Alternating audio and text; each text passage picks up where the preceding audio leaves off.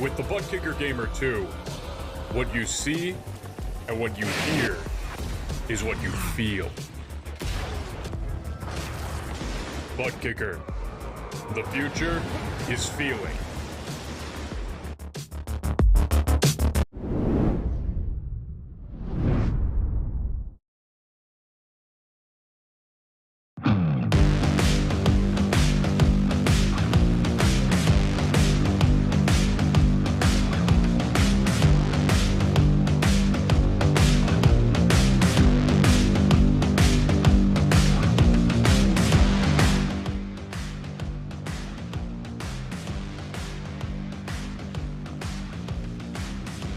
Test, test, test, test, test, test.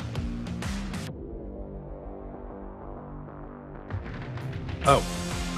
Welcome to the PRL NASCAR Truck Series. My apologies, everybody. Last week at Dover, it was a breakthrough moment for Patrick Cowgill, who after years of trying, finally picked up his first win of the PRL.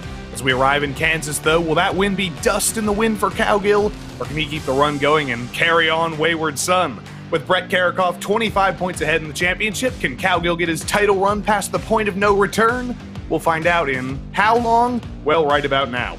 Welcome to Round 7 in 2023 Season 2 for the PRL NASCAR Truck Series, live from the virtual Kansas Speedway, and Round 7 of the PRL NASCAR Xfinity Series, also live from the virtual Kansas Speedway.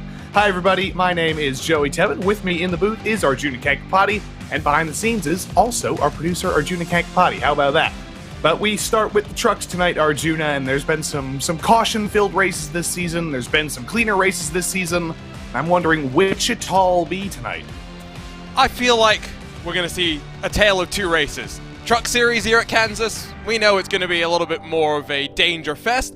Once we get to the Xfinity Series, we know they've been able to stretch themselves out, even at the tracks where it's been very difficult to stay clean. And so it's going to be an interesting contrast, I think, between the two, especially given that if it does go caution packed, I should say, in the Truck Series, could we see no pit stops once again?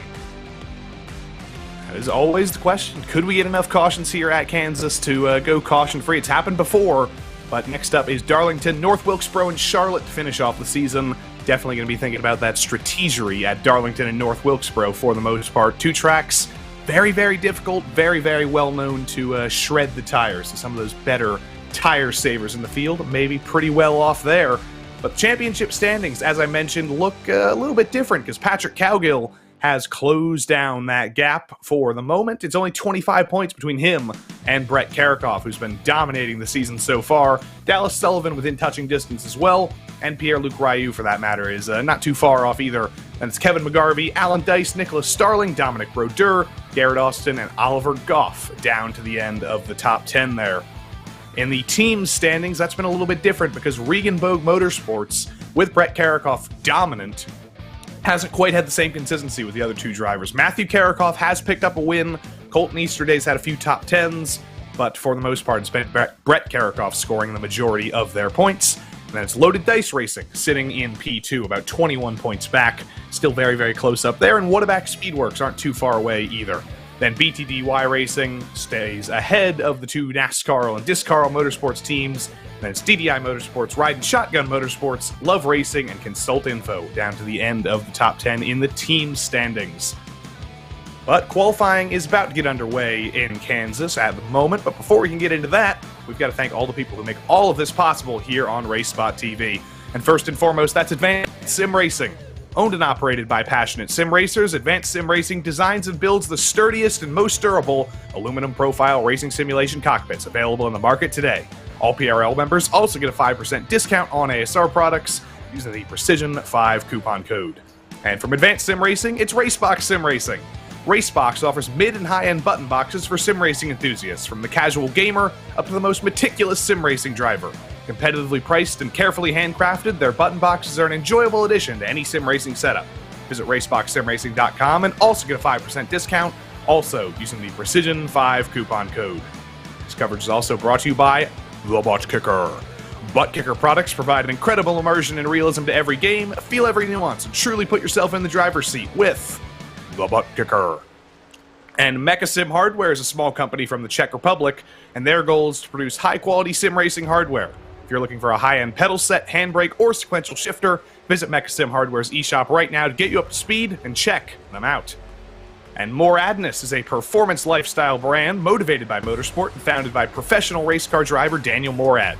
For more information, visit moradness.com. And last but not least, it's Ninja Trader. Better futures start now. Trade the world's future markets with Ninja Trader and visit ninjatrader.com to access unlimited free trade simulation. Now it's time for unlimited qualifying simulation, or I should say very limited qualifying simulation. You only get about 8 minutes to get your laps in here in qualifying, and for the moment, surprise, surprise, it's your championship leader, Brett Karakoff, at the top of the table. See what the margins are going to be like, though, through the course of the race, because even though he's had half a tenth of a second, now down to 200ths because Matt Karakoff has jumped his way up to make it an all-Karakoff affair on the front row. At a track like this, qualifying always comes down to those minute margins. Who's going to be the best at scrubbing off the least amount of speed over the course of the lap? Only a few drivers still out on track. Most have gotten their qualifying runs done here, but here is Patrick Cowgill. Did not start on pole last week. It was actually Cody Adkins who started on pole for the first time in his PRL career. It was Cowgill who had the race pace. Once race time came around, you see CM Pennington. Great qualifying lap from him to hop up to P3. But it's our defending race winner, Patrick Cowgill, rounding turn 4, taking it all the way down to the bottom of the apron. Don't have to worry about clipping the grass here. It's going to be a 31.237. It's a good lap, but only good enough for P11. See how much he's going to be able to do from there. Of course, going to stay out of trouble, because part of why Brett Karakoff continues to be at the front of the championship is not just his great speed, but 6 top 10s in 6 races. 4 of those have been top 5, yes, but even when he's not at the very front, Joey, he's always keeping himself in contention. Here's Mr. Colton Easterday off turn 4, currently at the bottom of the timesheets, but definitely build up some speed on lap number 1. Lap number 2 is that little bit better. Fortunately, the position's only a little bit better as well. Picks up 2 spots. He'll start P26 in a season where he's essentially just trying to stay out of trouble. Colton Easterday is one of those drivers who has just attracted bad luck for all of this season, all of last season as well. He's looking for this race to be a race where he can turn his luck around, but the track conditions are getting a little bit cooler here, 79 degrees Fahrenheit. We're not quite in the Kansas sun anymore with the sun setting here, going into a night race here, and that's only going to make things cooler once race time comes around, Arjuna. It's going to help them in terms of grip. What does that mean in terms of how hard they're going to be able to race, though? Because more grip means more ability to keep it side by side. And in these Truck Series machines, which of course have, 550 horsepower, give or take, at these 1.5 mile odd racetracks, we do know that they tend to bunch up together. Checkered flag in qualifying, and it is a Karakoff front row. It's a family affair.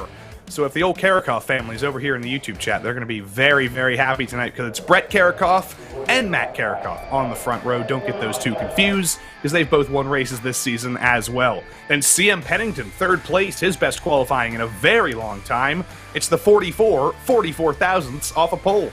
He starts alongside last season's runner-up Dallas Sullivan, and that's Hayden Palumbo and Dylan Schmidt on row number 3. Zachary Smith in the 420 starts alongside Alan Dice II. And then it's Richard Pruitt and last week's pole sitter Cody Adkins on row number 5. Last week's winner, Patrick Cowgill, starts behind Adkins, and Garrett Austin starts alongside Mr. Cowgill on row number 6. Unlucky 13th went to Baron Hilton, who's won earlier this season, alongside Steve Loving. Then it's Stacey Hunter and championship contender Pierre-Luc Ryu down on row number 8. Dominic Brodeur, his teammate, starts alongside Ryan Traver on row 9. Then down to the end of the top 20, it's Kevin Jobin and Tama Macy. Dalton Geyer couldn't get much higher than 21st. He starts alongside his teammate Zach Panzarella. And that's McGarvey and Brendel down to row number 12. But the hits keep on coming. Nicholas Saint-Germain, Colton Easterday, Oliver Goff, Keith Miller, Austin Hunter, Robert Goff, and a few others all the way down. Actually, no, Robert Goff is the last driver on the grid. There were a few others in practice, but they are gone.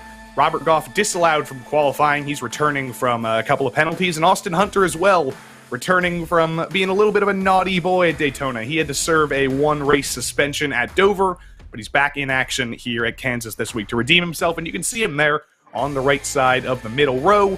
Got Patrick Cowgill there on the left side of the middle row, Colton Easterday up on top, Goff and Karakoff on the bottom. It's a Zoom party at Kansas tonight.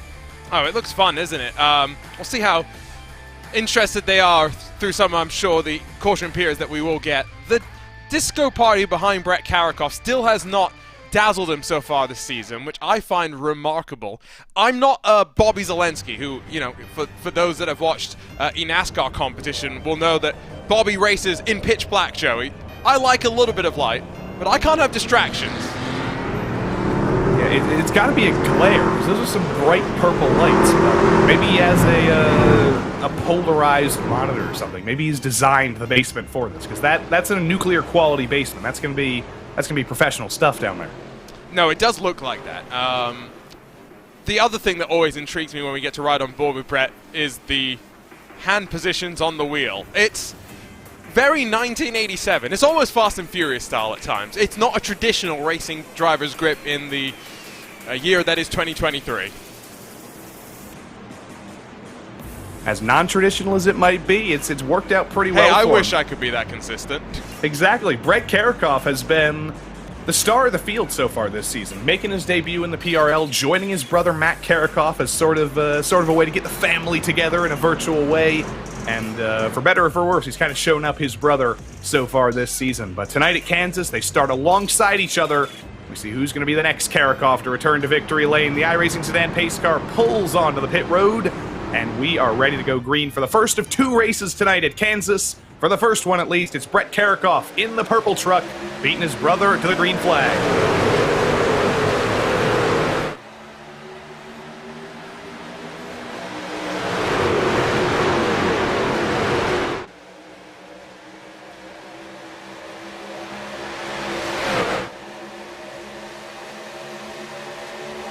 See, that's Dallas Sullivan already making his way up to the high line, trying to get around CM Pennington. He's got his teammate Alan Dice up there with him as well. The bottom's the place to be for our 2 race leaders, but you see Brett Karakoff going high and into the wall. Is he going to get away with it, though? He's going to be hung out to dry initially. Car going off. That's Nicolas Saint-Germain. Somehow the green flag still stays out there, much to the chagrin of Brett Karakoff. He just got very, very high off of turn 4. We're going to have to take a look at a replay when we can. That's a bizarre place to lose it, because this is a cookie-cutter track. It is a 1.5-mile track. You don't have to do much in terms of lifting, in terms of throttle management. But he just got all sorts of tight, and I think he did smack the wall. I don't think he got away with that. No, he definitely did hit the wall. We're just going to have to wait and see how much of an impact that it had on his car. Still runs in 9th position, but up on that high groove. At some point, you're going to think that he's going to want to try and get down a little bit lower as they start to single file themselves out, but he's almost 4 wide. That's Cody Adkins up on the high line, got a little bit tight off of turn 2. He falls back. Was 3 wide for just a moment, but they figured things out as Karakoff moves his way forward. You see Patrick Cowgill down there on the bottom, and the 86 of Pierre-Luc Ryu on the bottom as well. Are they about to go 3 wide again? They're not. Ryu backs out of it. It's all about just being patient here. I think drivers expecting cautions. We've seen plenty in the last couple of weeks of drivers just working forward through attrition. I'm not going to be surprised if that's the case once again. And as they work on that back-to-back straightaway, so still inside of the top 10 where they're fighting. Matthew Karakoff has taken the mantle at the front and has, 6 car lengths between him and CM Pennington in second, who's using the apron to try and cut off Dallas Sullivan. It's an interesting situation for Matthew Karakoff, because a lead does help, but it can only help for so long, because CM Pennington is within draft range. He is bringing down that gap, but how far can he bring it down? And does CM Pennington actually have the pace to win a race? I don't believe he's ever done that in the PRL, but this is a whole new CM Pennington out here at Kansas tonight, so we'll see what happens up front. A little bit further back, some drivers deeper than we would expect. Kevin McGarvey in that highlighter green and orange and dark blue and all sorts of colors entry, starting way deeper in the field than we normally see him. This is not a driver we normally see in the deep teens, and he's trying to fight his way out of it. You can see how aggressive they're having to be this far in the back as well. Dirty air not such a consideration, but 77 and McGarvey getting the nose chopped off as Joe Ban tries to hold on to 18th position. And you'll see that he's just trying to put some clean air onto the nose. He's just trying to search for some pockets, which the further back that you get, the more difficult a challenge that truly is. So See Austin Hunter there thinking about finding a way into the 3 wide, but not able to do anything with that. Up front, it's getting close. CM Pennington has closed that gap. Down the back straight, peeks to the inside of Matthew Karakov. He's not going to be all the way there. As Dallas Sullivan gets to his outside and starts to challenge for the lead. This is where it's going to start getting interesting. We've gone 7 laps caution-free. How free are the trucks feeling right now, and how aggressive do they feel like getting? Let's go back, by the way, take a look at what happened to Brett Karakov. And remember, running at the front by himself, he's just got so much clean air. He gets away with one there, I'm pretty sure, because he does hit the wall, but about as light as you would want to do. Look at it get a little bit loose right in the middle of the corner. Yeah, there was a little bit of a scrape there. There was no real damage to the front end, I don't think, so I think he will be okay, but when you scare yourself like that, it's hard to get back into the rhythm. Oh, and there is a massive pile-up in turn 4. It's the big one at Kansas somehow. Thomas Brendel, both Goffs involved. Tama Macy, I think Austin Hunter may be involved. Dalton Geyer, absolute calamity between turns 3 and 4. That is a pile-up, and I get the sense that there's going to be plenty of beaten-up trucks after this. Let's go ahead and take a look at the replay. We'll grab a look afterwards. That's Zachary Smith already perpendicular to the track. Suboptimal. It all builds a little bit earlier, though.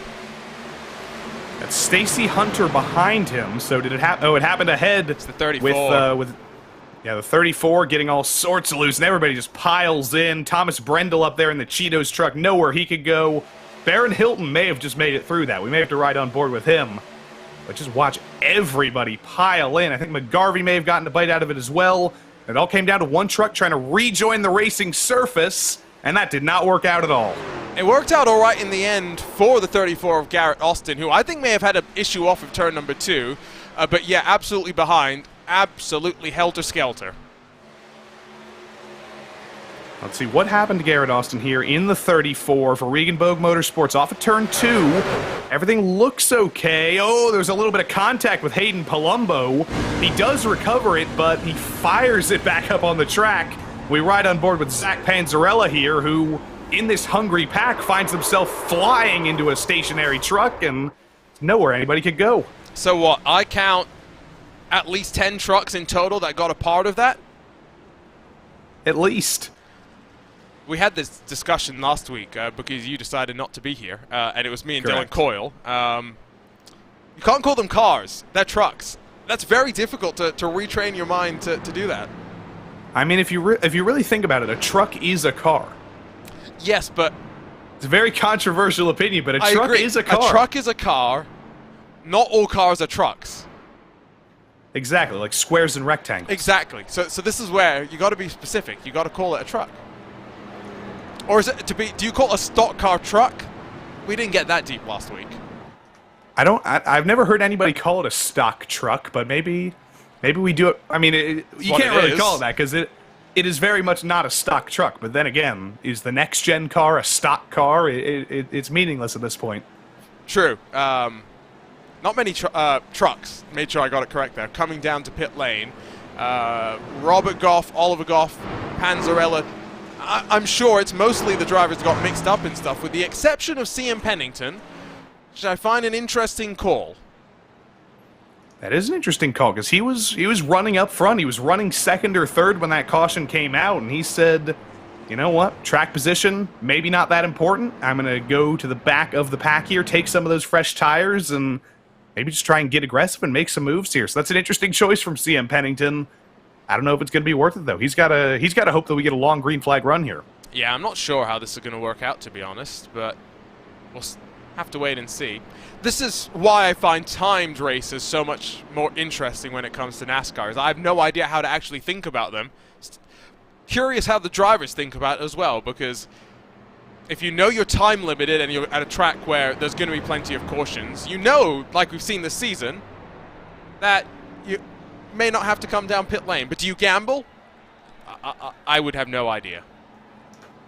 It's always hard to gamble. I think the ultimate gamble is just staying out up front until you literally need to come down for fuel, and that seems to be the popular strategy here because these races are so unpredictable. You never know how many cautions you're going to get. You never know when you're going to have to come down pit road for the last time. basically all you can do, I think, is do what Matt Karakoff's doing right now and stay out for as long as possible until you have to come in. Fortunately, I don't have to make these decisions, so it makes my life a lot easier, but we're getting double filed up. Lights off on the pace car. 11 cars have not come down pit lane, and I think you said it's Kansas, but there's a big one. Joe, I think we did kind of expect that tonight. I didn't necessarily expect the big pileup just yet. I think that I expected that to come a little bit deeper in the race, but this has been pretty chaotic in the official series so far tonight, or so far this week rather, and basically every single time you see the trucks come to Kansas, there's certainly some calamity, because this is a very high-speed track. It's not the place that requires the most throttle modulation and braking at all, so it does tend to be a pretty close-knit affair. It's going to be a pretty close-knit affair here for the next restart as the iRacing stand pace car pulls off at turn 4. It's a somewhat familiar sight. Matt Karakoff takes over from his brother Brett Karakoff, and for the second restart in a row, it's a Karakoff leading us to green at Kansas. Just a different one this time.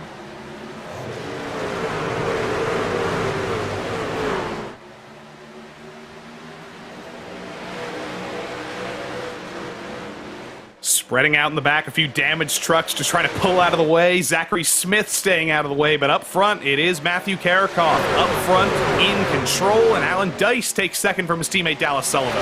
Nice tidy start across the board as they funnel their way on in.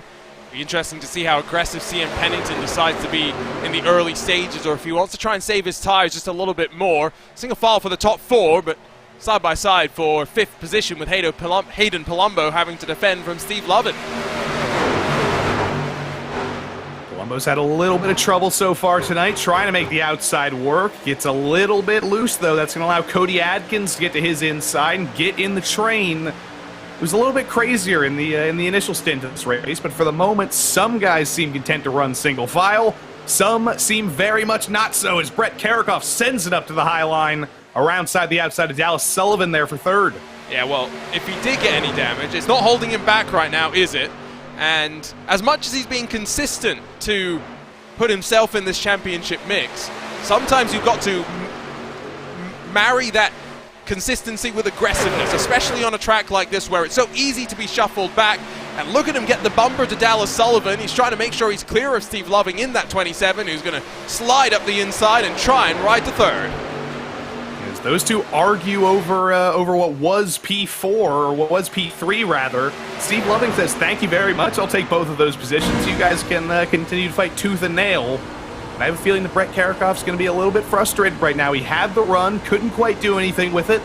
We ride on board with him in his beautiful basement and in the virtual world. He's got to run again, but again, there's nothing he can do with it. He's just not forcing anything. Again, just look at those hands, though. I find that he's on top of the wheel. It's not a normal racing driver position. That's a little bit more normal from Patrick Cowgill. That's actually interesting, because Patrick Cowgill, I feel, normally has a little bit more of a grip, but in the past couple of weeks we've been saying he looks a little bit like Ryan Newman slouched over the wheel, and he's become a little bit more chilled with his hand position. He's looking quite relaxed as well, doesn't he? He's got the G27 behind him now, so clearly he's got some upgraded hardware that he's dealing with as well. Well, he's got that first win off his back, so I guess that's the ultimate pressure taken off his back. Now he's just... well, I guess it's not ultimate pressure, because with that win, he's put himself in championship contention. Yes. So you ditch one bit of pressure, and you add even more. Oh, we got the glaucoma background back, at least with one driver today. There it is. Good old Robert Goff down in, 16th position, riding by himself, comfortable for the time being. Best beard in the PRL. Ooh, who's got other good beards in the PRL? That's a good question. I feel like everybody shaved their beards, because Austin Hunter has like a goatee situation going on. We used to have a couple of beards in the GT3 series, but everybody's been shaving. Oliver Goff, though, keeping that goatee represented. Robert Goff. That's it. A Goff's a Goff's a Goff. A Goff's a Goff, fair enough. Well, Brett Karakoff trying to take it 3 wide, and I tell you what, he may get 2 in 1 here. He'll slide past Alan Dice and Dallas Sullivan. There's your championship leader, not content to run as he was. Traffic, though. Boy, that got close. Yeah, speaking of Austin Hunter, he is just taking that jalopy around. He got heavy damage in that last caution, so he's just trying to complete every lap he can for the moment here. There is quite the field of DNF so far. Baron Hilton, who I mentioned may have gotten through that incident, did not, after all, get through that incident. He's done. Brendel, Stacey Hunter, Kevin Joban, Ryan Traber, and Zachary Smith have all pulled off as Brett Karikoff gets all sorts of loose off of turn 2. Luckily for him, there's massive concrete and asphalt runoff down there. He's able to save it, but he's not able to save the top 10. Well, kudos to him, because what happened to bring out that previous caution was the driver getting tangled up and then rejoining way too aggressively. Brett Karikoff knew that he could maybe afford for this to be his drop round. He's back in 16th spot, only 3 seconds off of the leader, yes, could still work his way forward, and all it takes is one caution to mix things up again. Things are certainly getting mixed up here in the middle of the pack. They've been dropping like flies, but we've still got a whole pack of cars here in the midfield as Richard Pruitt, CM Pennington, and Patrick Cowgill go side by side. Off of turn 4, this time it's Dallas Sullivan's turn to get a little bit loose in that red and white truck. That's going to allow Cowgill to get to his outside. Patrick Cowgill back up into the top 5, but look at Pennington on those fresh tires on the bottom. I'm loving this view from up above, because it's letting us keep track of the entire gaggle just working through the corners. You're seeing how aggressive Pennington can be with 10-lap fresher tires, but you're also just seeing that 3 wide here. It's more the norm than maybe we'd like with these trucks. So Pennington's really been taking advantage of those 4 fresh tires. Remember, he was the only driver other than Dylan Schmidt who didn't have damage, who came down pit road under that last caution. And now both of them are up into the top 8, and they're still moving their way forward. They are the fastest 2 trucks on track at the moment. I'm trying to figure out, for CM Pennington, how quickly his tires are going to go off relative to everyone else, because while he's dicing his way on forward, he's putting more load through the tires as well, let's not forget. He's going to wear them out just that little bit quicker, and at some point it will equalize. Already has got a bit of a gap up to Loving and Karikoff, who've got 8/10 between them and third on back. Alan Dice really playing the cork in the bottle here as the gaggle works through traffic. We've got so many damaged trucks out there. We've essentially got chicanes at Kansas now. It's looking a little bit like the Kansas road courses. Was Oliver Goff going by the wayside. Keith Miller has gone a lap down as well with his heavy damage. It's a whole nother part of the equation here when we've got multiple trucks out there. About 40 miles per hour off as Schmidt and Pennington come together. Both of the drivers on the fresh tires run into each other, and both of their strategies fall apart. So, but why did that happen? That's the question, because it looked like one of them was almost trying to come down to pit lane. Neither of them had any need to do so. I think it was just a little bit clumsy off of turn 4. I don't think Pennington was trying to come in. Through 3 and 4 here, that's Dylan Schmidt in the 92 behind. Pennington up top. Schmidt just runs into the back of him off of turn 4. See if we can jump on board. It would help if I could grab a look at it. But the reason I want to see this is, you see that Pennington comes up the track, but he doesn't slide up that much. There's not really a car's width there. Did Schmidt kind of force the issue? That's maybe what I'd put forward. The strategery's all falling apart. The first driver on fresh tires now is actually Kevin McGarvey, who came down pit road for 42 seconds of repairs. He's got damage repaired, but he's also got fresh tires on that truck, so see if he can minimize the effects of that damage. But up front, it's 2 clean trucks who have found each other, and it's Mr. Steve Loving chasing down Matt Karikoff. With a Karikoff front row lockout, I would have bet some good money that it would have been a Karikoff winning this race. As Cody Adkins gets in the wall behind, but Steve Loving's trying to break up the monotony.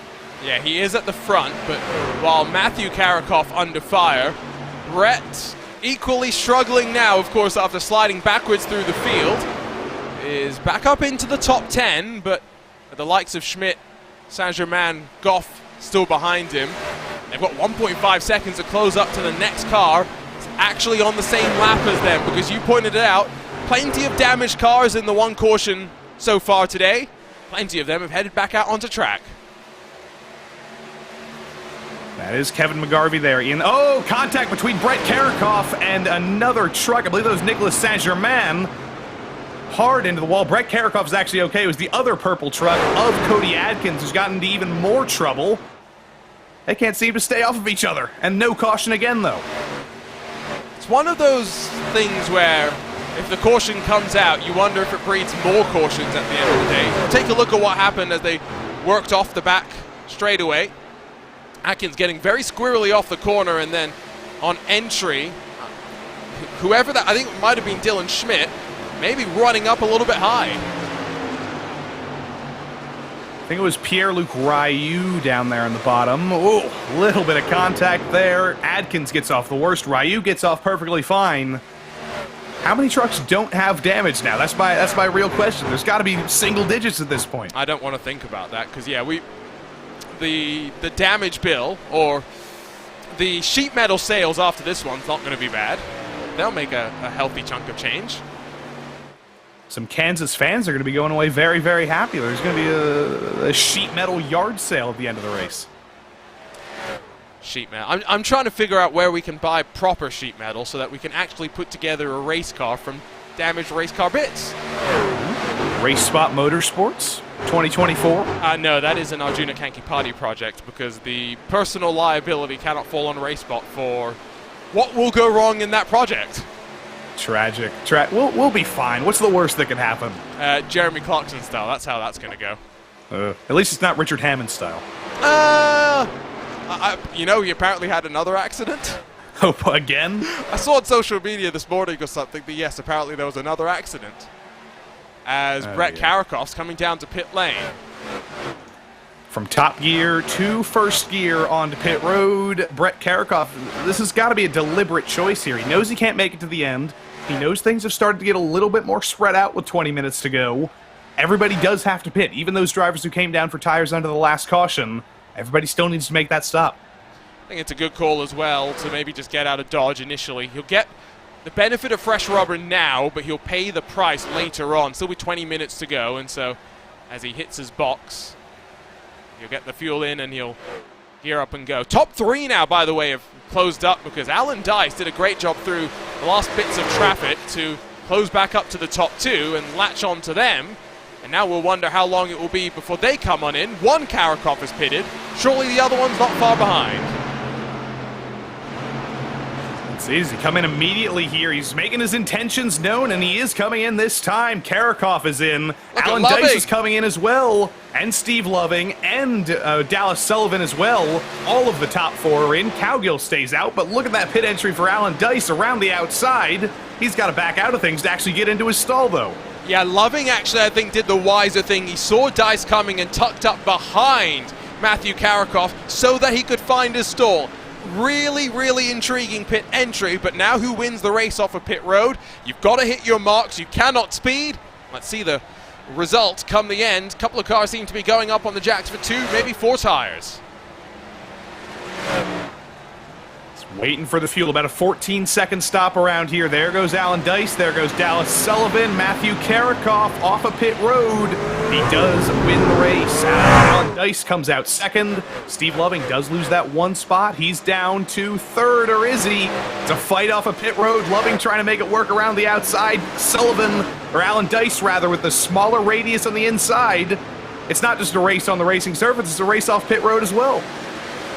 And it's a race to beat out the likes of Brett Karakoff, who had 2 laps of an undercut with fresh tires. And look at that. Around the outside, Brett Karakoff goes from the edges of the top 10 to insert himself back into the net battle for the lead. One by one, the rest of the field will come down on in, but they're going to try and stay out for as long as possible with these drivers 1 lap down to try and catch them out and hold them off and out of position. That was Dominic Brodeur backing out of things there. He was actually on the lead lap, so he has no reason to let anybody by. Patrick Cowgill, though, your race leader, staying out for as long as possible. He is hoping for that one singular C word, and that is a caution, because that's going to help him very, very much. With Karakoff, Dice, Loving, Sullivan, all 1 lap down. All these guys who have stayed out, they are waiting for a little bit of luck, and hoping that luck comes 2 weeks in a row for Cowgill. Still looking pretty calm right now in that 31 machine. You might see a couple more behind him coming off into pit lane, but he seems happy on that higher line. Tires relatively constant. 32.7 last time by. This time it's a 32.8. What's the likes of Matthew Karakoff doing? 31.5, and that's while being side by side. fresh tires worth more than a second per lap. This is the de facto fight for the lead here. Alan Dice versus Matthew Karikoff versus Steve Loving and Dallas Sullivan, for that matter. They're still there. And look who's right behind them. Brett Karikoff into the top 5 overall, most likely with that early stop, with that undercut. It's become a 5-way battle for the lead again, and Brett Karikoff still isn't out of things. They almost got very, very uncomfortably, dangerously close to drama with lap traffic, but all it really did was check up Matthew Karikoff, and now maybe a new net leader in the form of Steve Loving down the inside. Is traffic going to be the determining factor in these next 16 and a bit minutes? Because it's looking like we'll stay green. They've done a pretty decent job, all things considered. However, traffic has been pretty unforgiving, and now Matthew Karikoff doesn't just see Loving down his inside. Here comes Alan Dice too. Goff's coming in there to pit road as well. Top 5 are separated by absolutely nothing here. You said you don't think a caution's going to come out, but I would be surprised if we didn't get a caution, honestly, with the amount these guys have been racing. There's almost contact between Dice and Karikoff coming into turn 1 there. I think if there's going to be a caution, it's going to come from our leaders up here, or eventual leaders, rather. I was going to say, if there is going to be a caution, it's going to come out from the drivers that would benefit the most from it at the end of the day, and that's what's maybe the most ironic. There's your race leader, who, by the way, is on to lap number 40, 15 minutes to go. He's not going to come out in the lead, but again, it's a gamble, and it's not a bad gamble, because even though they've got single filed out now, it took them quite a while to do that, and you've got the sense that with the tires that will surely start to go off even in these cooler conditions under the night lights, it's going to be harder to get the moves done the later we go.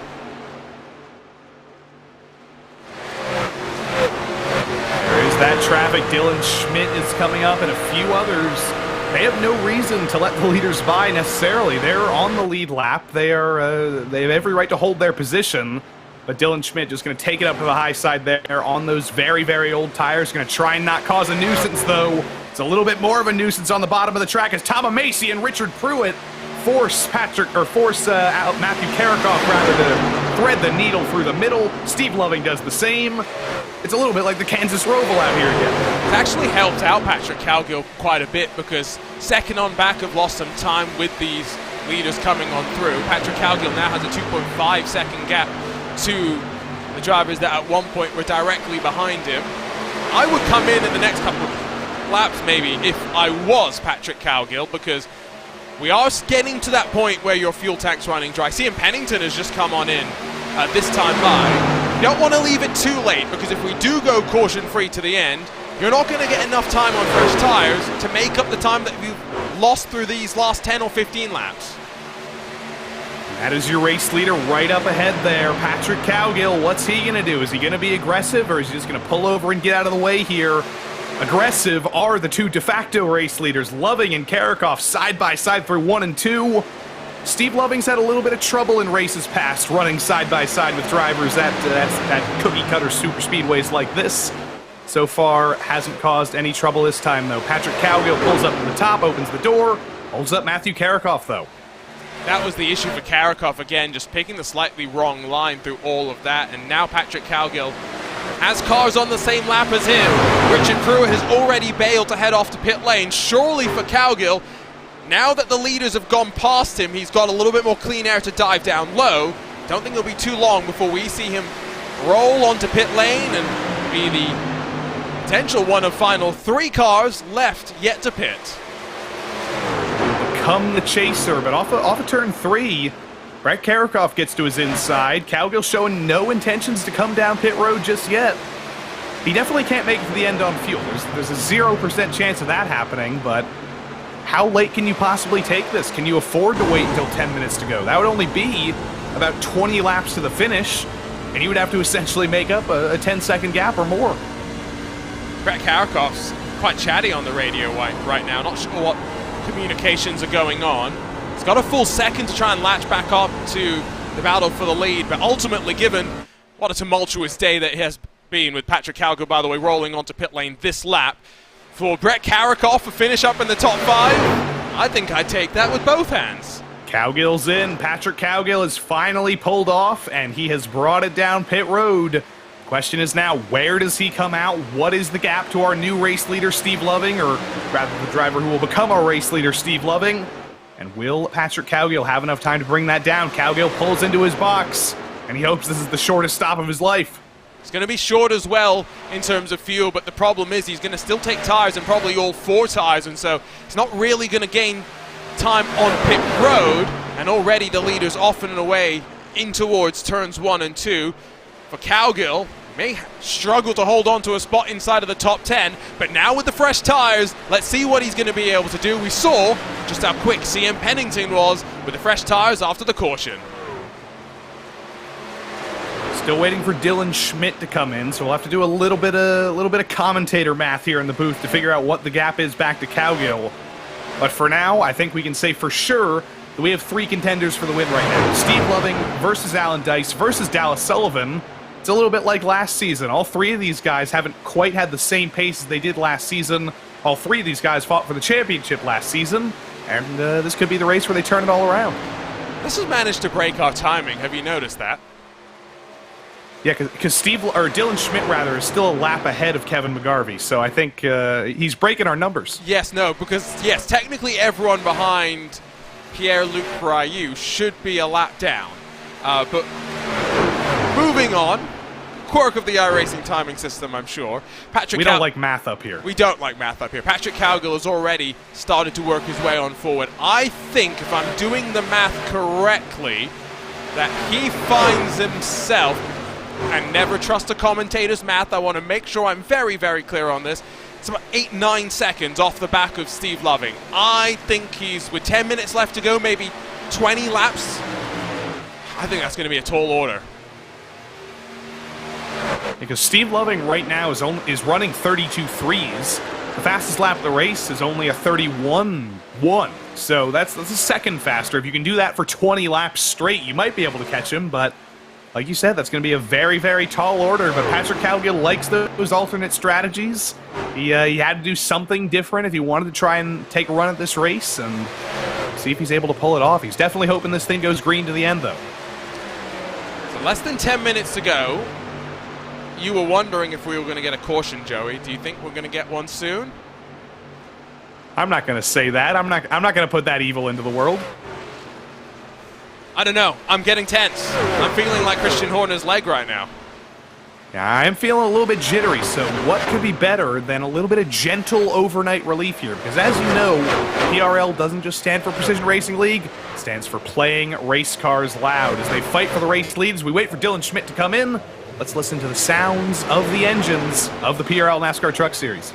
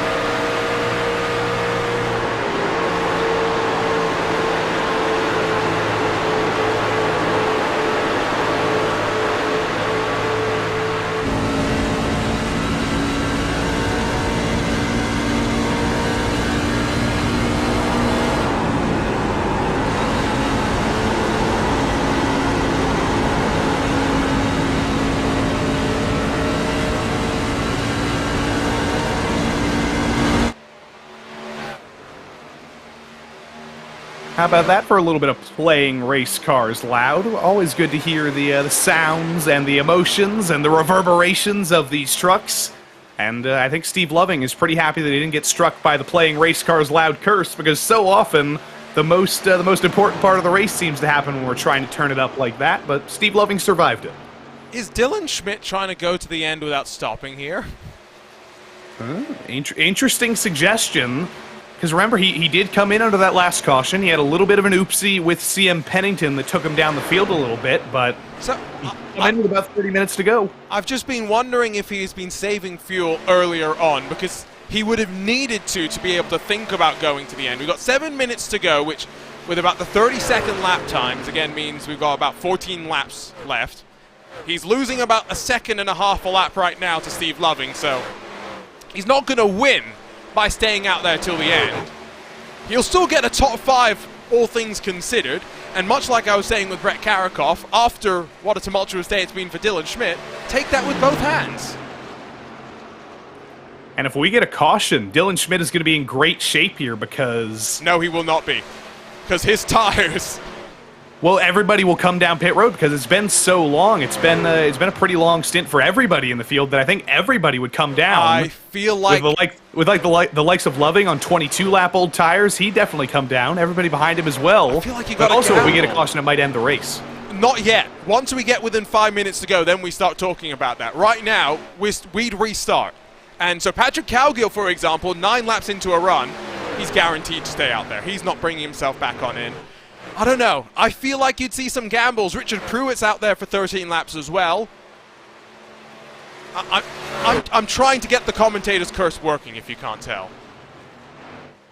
Unfortunately, there's only so much we can curse. We can only curse in the physical realm. We can't quite break the laws of physics just yet. And everybody is so separated that it would basically take a single car spin to bring out the caution. And at this point, with how tight everybody is, that would basically be impossible, unfortunately. So wait.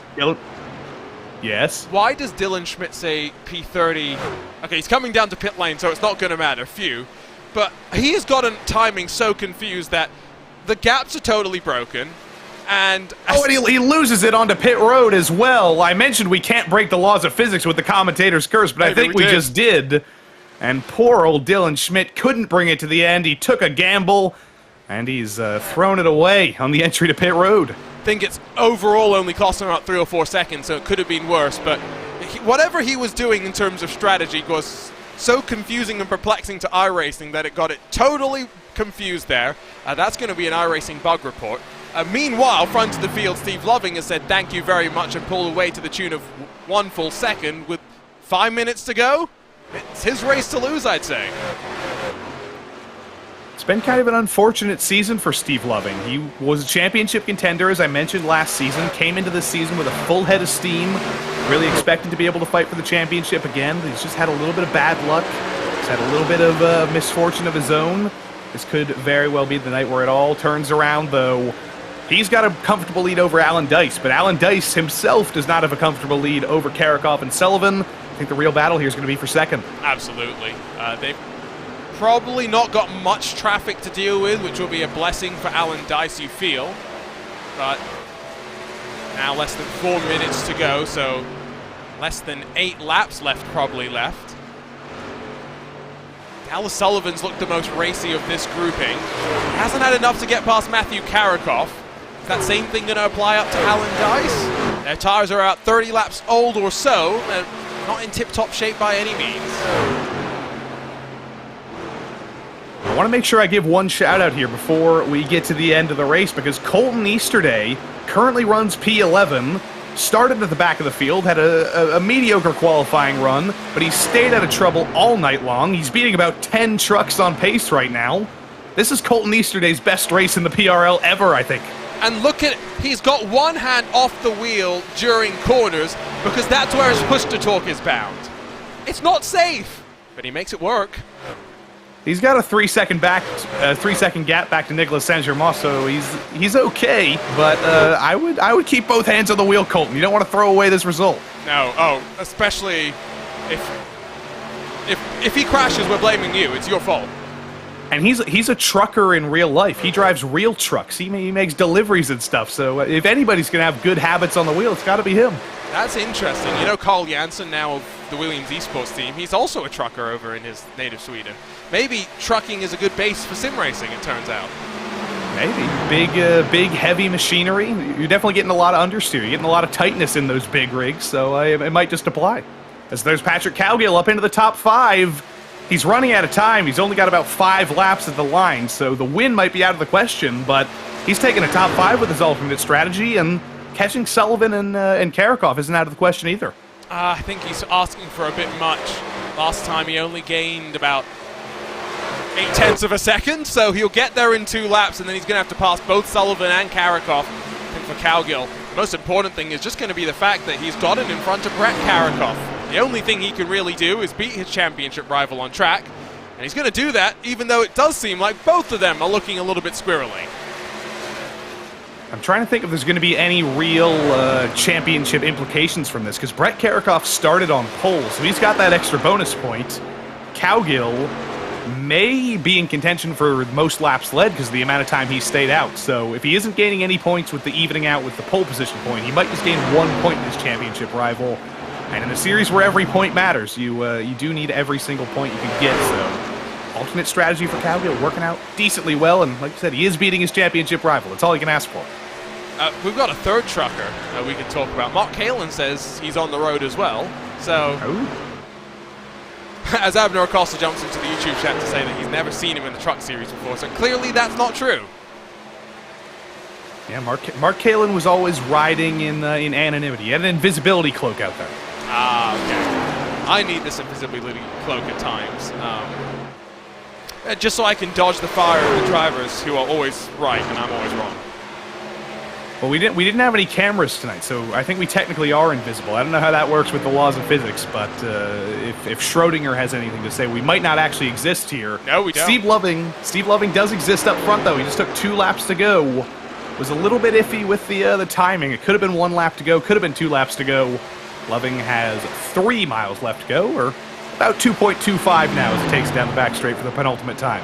He did a great job as well after getting to the lead of just minding his tires and building that advantage. Hasn't ever looked unsettled through the course of this race. Has made some impressive moves, been smart at times. Now just 1 more lap to go to grab the victory.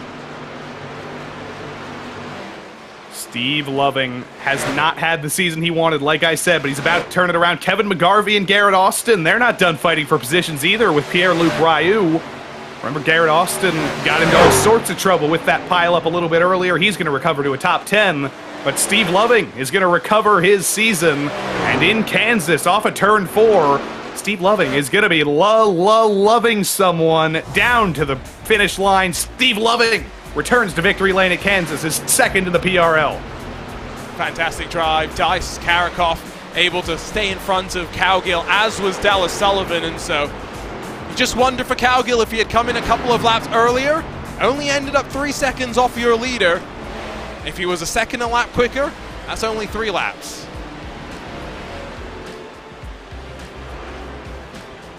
Everybody slowly filing in, but Steve Loving, what a race for him. A guy who spent so long trying to get that first win in the PRL, finally got it done last season.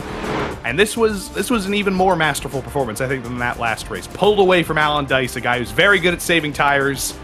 I think Steve Loving may have to start circling himself as one of the best drivers on these 1.5-mile tracks.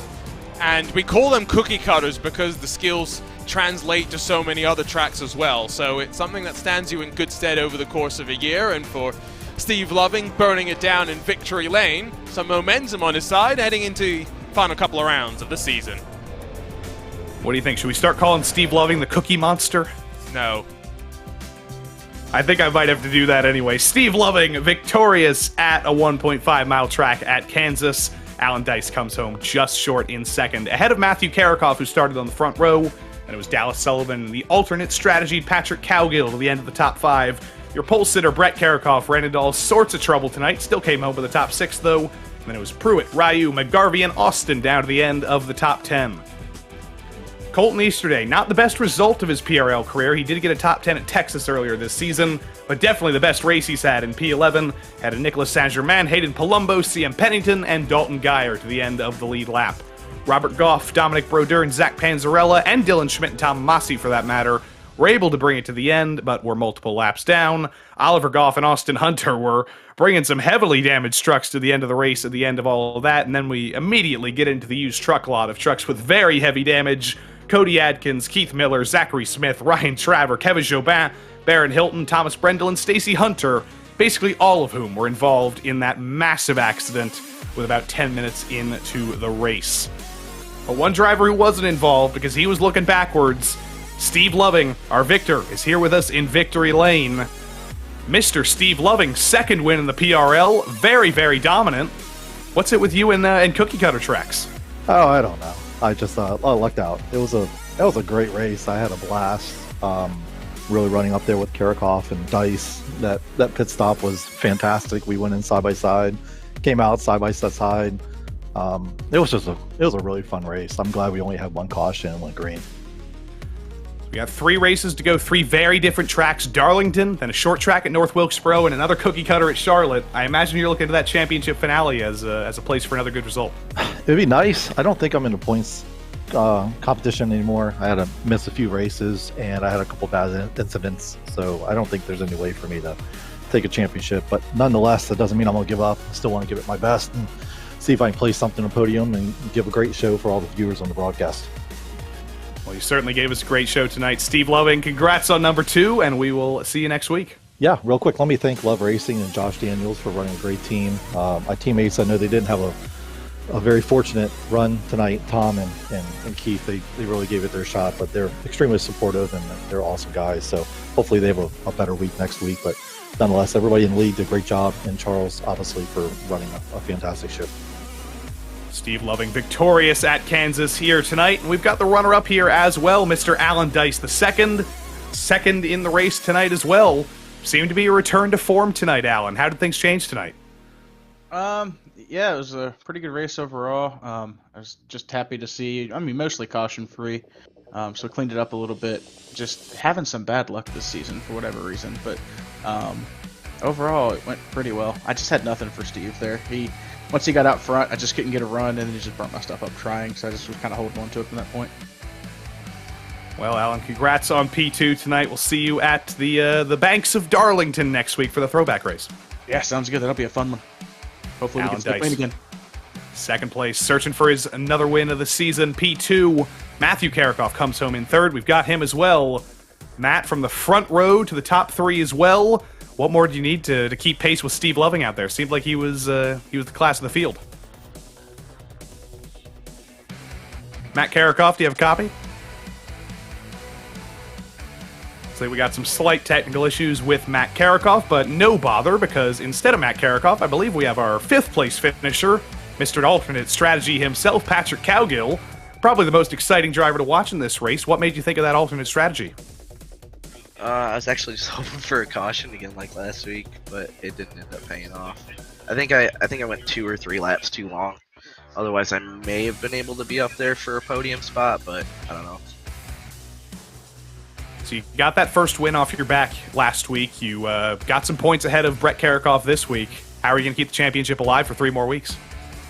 I have no idea. I know next week is my best track on this entire schedule, so hopefully I can pull something off next week. Well, we wish you good luck, Mr. Cowgill, Mr. New Race winner, and we will see you at Darlington next week. Yeah, thank you, guys. Patrick Cowgill, P5 tonight, but the winner in our hearts, Arjuna, because we always love to see an alternate strategy pay off a little bit, and it certainly did, up into the top 5 for him. It was really nice to see them go caution-free as well. I think that was one of the major things. I was a little bit worried about that when it came to the Truck Series drivers.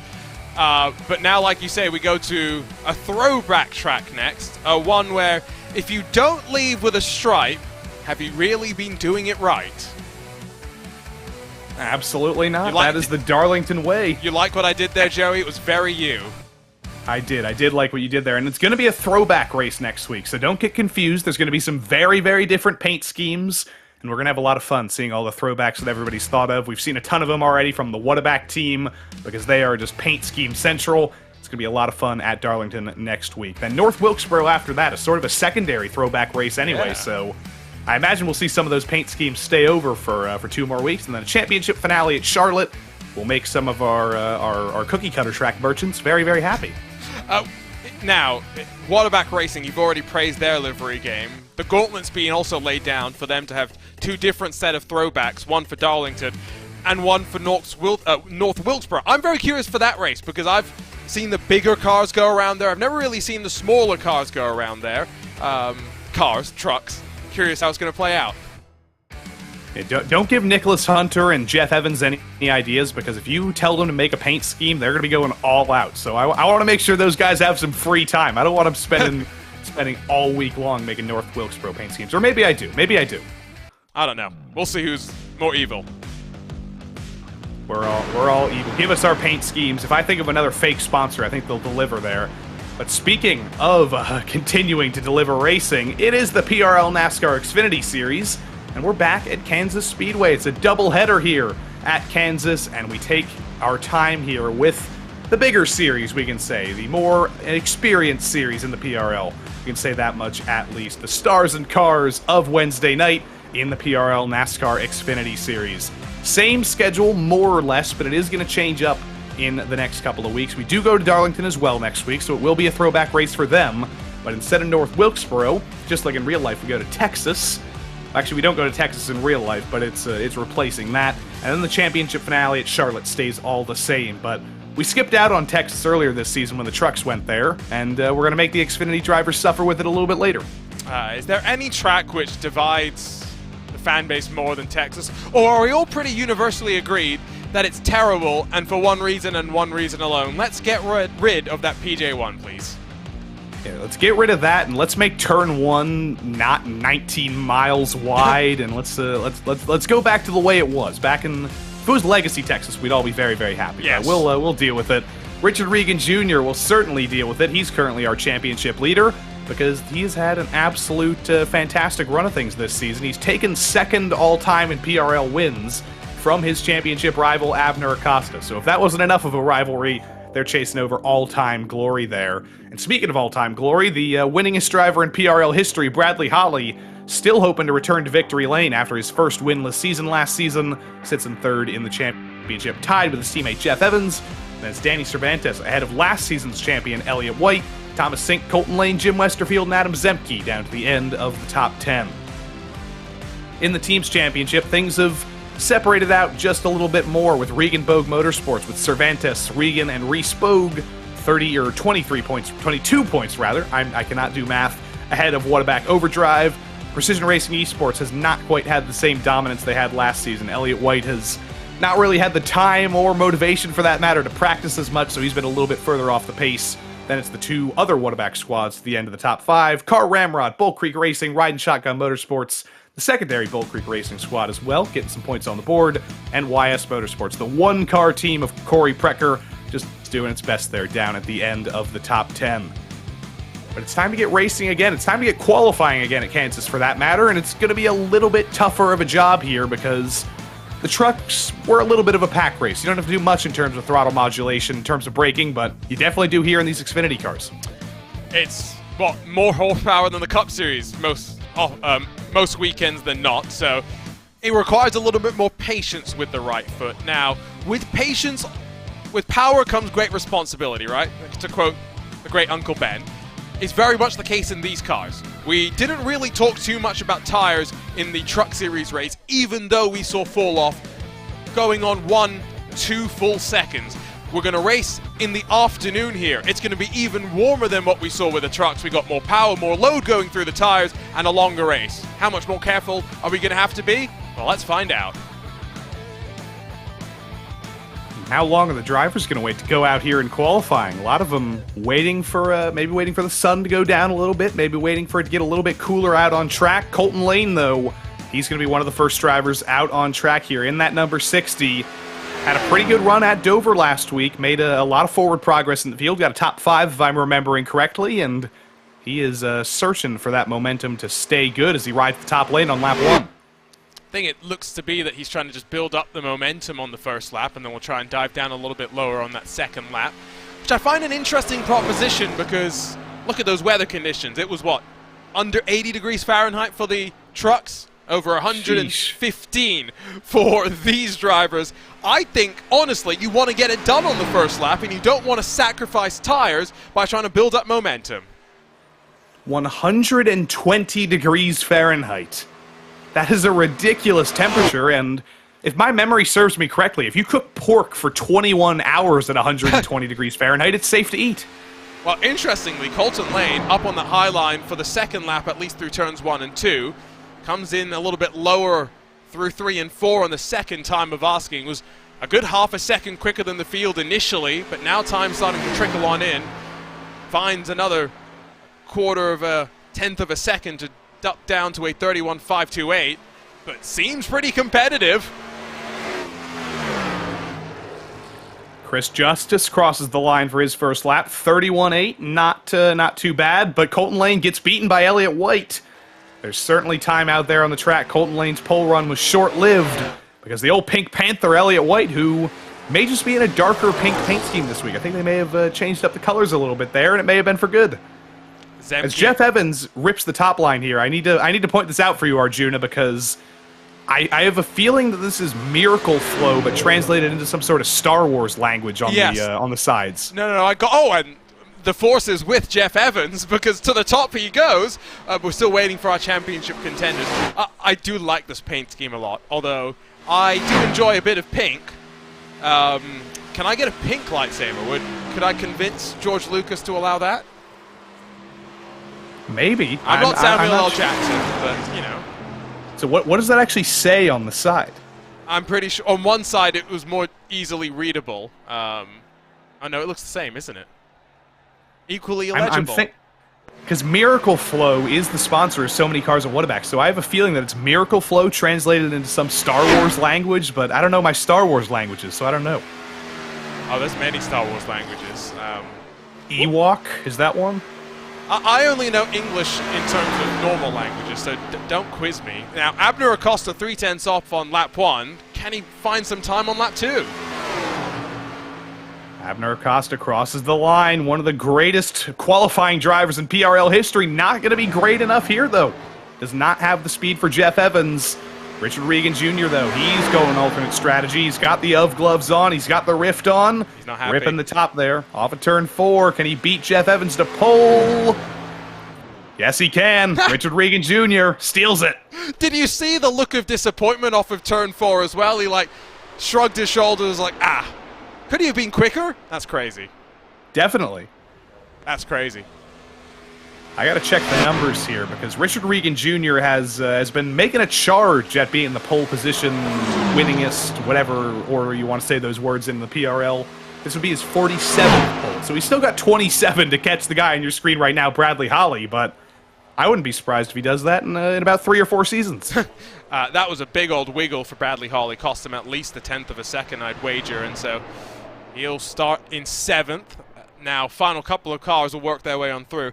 He's gone with the red today, so clearly Bradley Holly is here to channel the dark side today. Yeah, I don't know my Star Wars at all, because I would have said the dark side would have been like a dark purple or something. I don't know. What?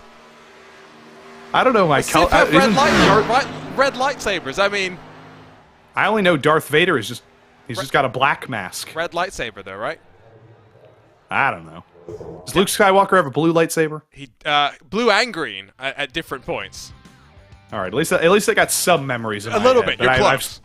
I've still never seen any of the movies, so we might have to change that though. But it's the return of the king. Wait, that's Lord of the Rings. Richard Regan Jr.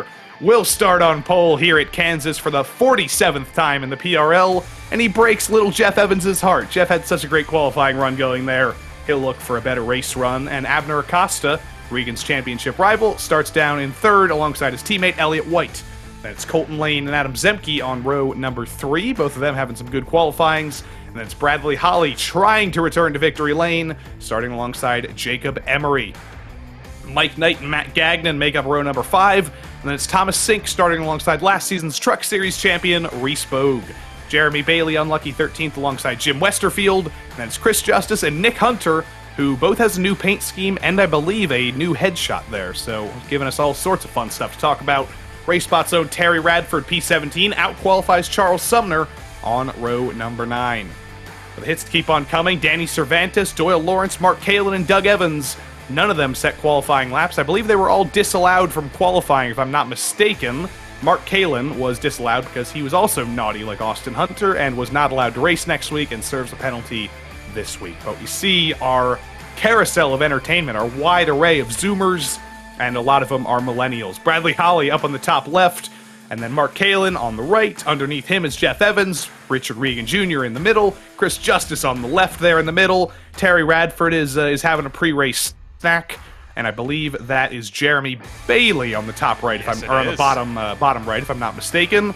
But old Monster Hat, that's a new one. I don't know who that is. 2 things to point out. Chris Justice is dead.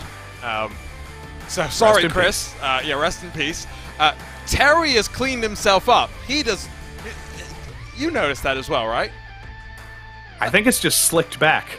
I'm pretty sure he shaved himself as well. He's looking very, very professional. We might have to drag him into the booth mid-race.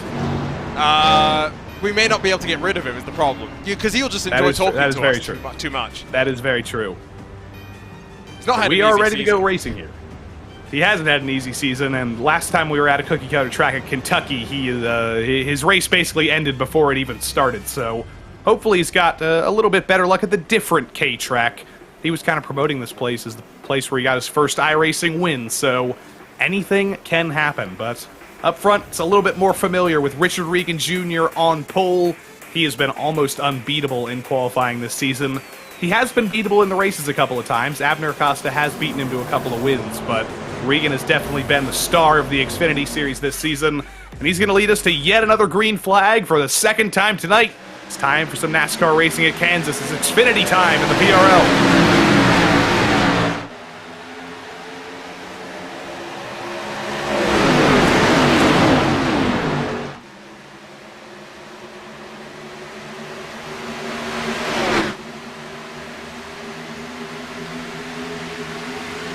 Everybody fanning out already. Some drivers trying to rip the high line through turn 1. Did not work out for Jeff Evans. That allows Abner Acosta to get to his inside through 3 and 4. Richard Regan Jr., though, already up to the top in 3 and 4. A bit of an interesting start there. Not sure if Richard Regan Jr. got the rear wheel slipping on him, but he came down a little bit low. It allowed Acosta the opportunity to slip in front of Jeff Evans through turns 1 and 2. And now Regan Jr. immediately commits up high with the higher horsepower. It looks like, given that you're feathering the throttle, Regan preferring to run a little bit higher. Acosta unable to get up to that line, and Evans in the "May the Force be with him" paint will try and rip that line away.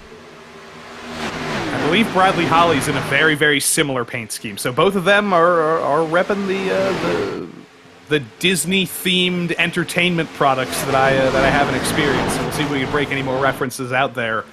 But Colton Lane still trying to rip the high side. Again, last week at Dover, he had one of the best races in a very long time in the PRL. Had some great long-run pace, and he's trying to say, you know what, I've got some short-run pace too today. I think early in this race, given the scorching temperatures that we saw, are these drivers a little bit more concerned about the prospect of safety cars and cautions today than they have been at some of the other races? Almost right on cue, there's Charles Sumner off and into the grass.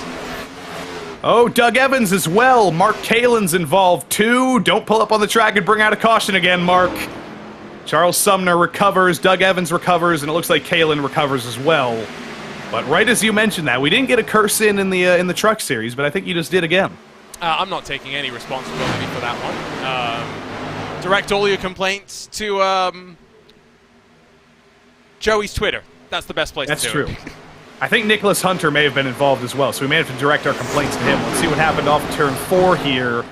That is, that was Mark Kalen and I think that was Mark Kalen and Sumner getting together. Hunter gets a bite out of it as well. Doug Evans does as well. Does Kalen just run Sumner into the wall? He does. Mark Kalen, who got, I was going to use a word there that I can't use. Charles Sumner was very, very mad at him after what he did at Daytona. And I don't think Charles Sumner is going to be the biggest Mark Kalen fan now either. No. Nicholas Hunter is headed to pit lane. Even though they have a smaller field in the Xfinity Series, they always manage to put on plenty of drama and entertainment. Look at this. A couple of rows deep of 2-wide action as they filter around the track. Acosta's dropped back to 4th position through all of this. It's Colton Lane that's gone on the charge. Bradley Holly the next to try and get to the inside of the Tire Whisperer. By the way, Austin Hunter has confirmed in the chat that is Miracle Flow in Arabish, which is apparently a Star Wars language. I think they meant it's an Arabish Star Wars language. They just picked a random script kind of thing. Interesting. Because that would be pretty uncreative. Arabic already exists, and is George Lucas just going, Arabish, that's different enough. That's a discussion for another place. Cultural appropriation in some of our favorite fantasy series. Maybe. I mean, if things start to get a little bit spread out in 25 minutes, we could start breaking out the media criticism dissertations here. Oh, I don't think people are going to enjoy us at that point. Break out ResearchGate. Unsubscribe from RaceSpotTV. How do we do this? That would probably happen. We'll get a symposium a little bit later, but maybe not today. I hope not. Colton Lane now up to second, by the way, battling with Jeff Evans. Outside line looks good, and once again, just looking at those weather conditions, Joey, it's come down a couple of degrees, and it will come down surely the further we work through this race, but surely we're going to see these drivers coming into pit lane out of choice rather than necessity. I think you meant that the other way around, out of necessity rather than out of choice, potentially. No. I meant because they're going to want fresh tires, not because they're out of fuel. That is true, but also the tires might decide to kill them, basically, so that might be the necessity there. But that brings up an interesting question. With how hot it is, with how we've already fallen off half a second of lap time for some of these drivers, normally it's a very straightforward one stop. At about halfway in the race, all the drivers decide to come in. But could it potentially be worth it to think about a two-stop here? It's a very long race. It's going to be very large tire fall-off. We saw what Patrick Cowgill was able to do with an alternate strategy. I don't know. Two-stop could be possible. I think if you're thinking alternate strategy, you're more thinking undercut, overcut, and just trying to exploit a bit of a window there.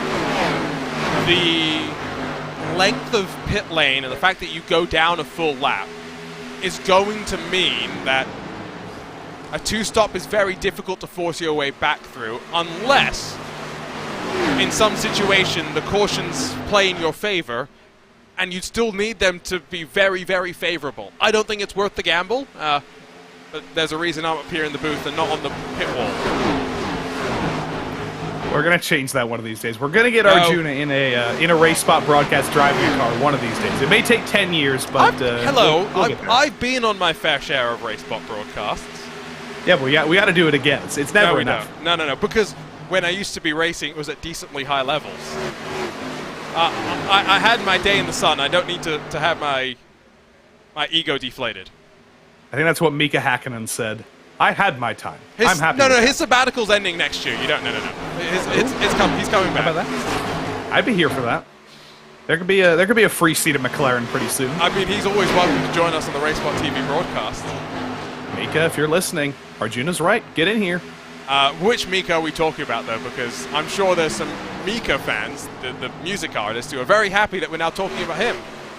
I mean, I could be brown, I could be blue, I could be violet sky, I could be hurtful, I could be purple, I could be anything you like. I'm trying to set you up with more references, especially after yesterday you complained that you were running out of references with one of your favorite bands.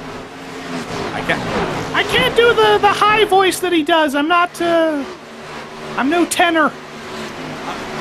I would love to be able to bring in some Tenacious D references. The problem with that is then this broadcast becomes R-rated. It does. The reason I bring that up is you've seen The Pick of Destiny, the movie, right? Nope. You've not? No, the only thing I know about Tenacious D is that this is not the greatest broadcast in the world. This is just a tribute. Okay, so you know that song of this. But, so they wrote a soundtrack to the movie, of course, right? And they got various artists to come in and do different things. And so they got the who's who of like all the people they'd grown up idolizing. Do you know who Ronnie James Dio is? Nope. Oh, never. Ronnie James Dio? Oh my days! I can't stay here anymore. I assume he's a heavy metal guy. Yes. If you're bringing him up. Oh, absolutely. We're talking about someone. Black Sabbath, Rainbow, Dio. I mean, self-titled. You've heard Paranoid, right? I've at least heard of Black Sabbath. Okay. I've heard of Rainbow. I've heard of. For someone who is so cultured with modern day stuff, I'm quite surprised at your lack of.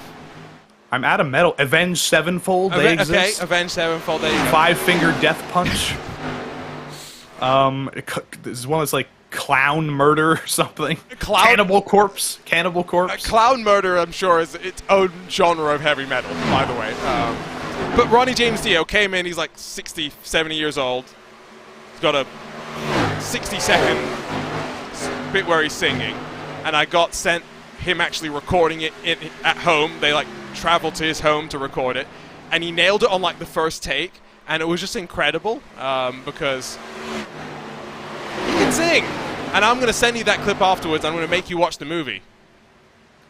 I think Colton Lane's going to be doing a heavy metal scream here soon, though, because those tires have fallen off. That short run pace comes with a price. And poor old Jeff Evans, or poor old Colton Lane, rather, gives way to Jeff Evans, gives way to Bradley Holly. Next up is Adam Zemke, and who is that behind them but the tire wizard himself, Abner Acosta.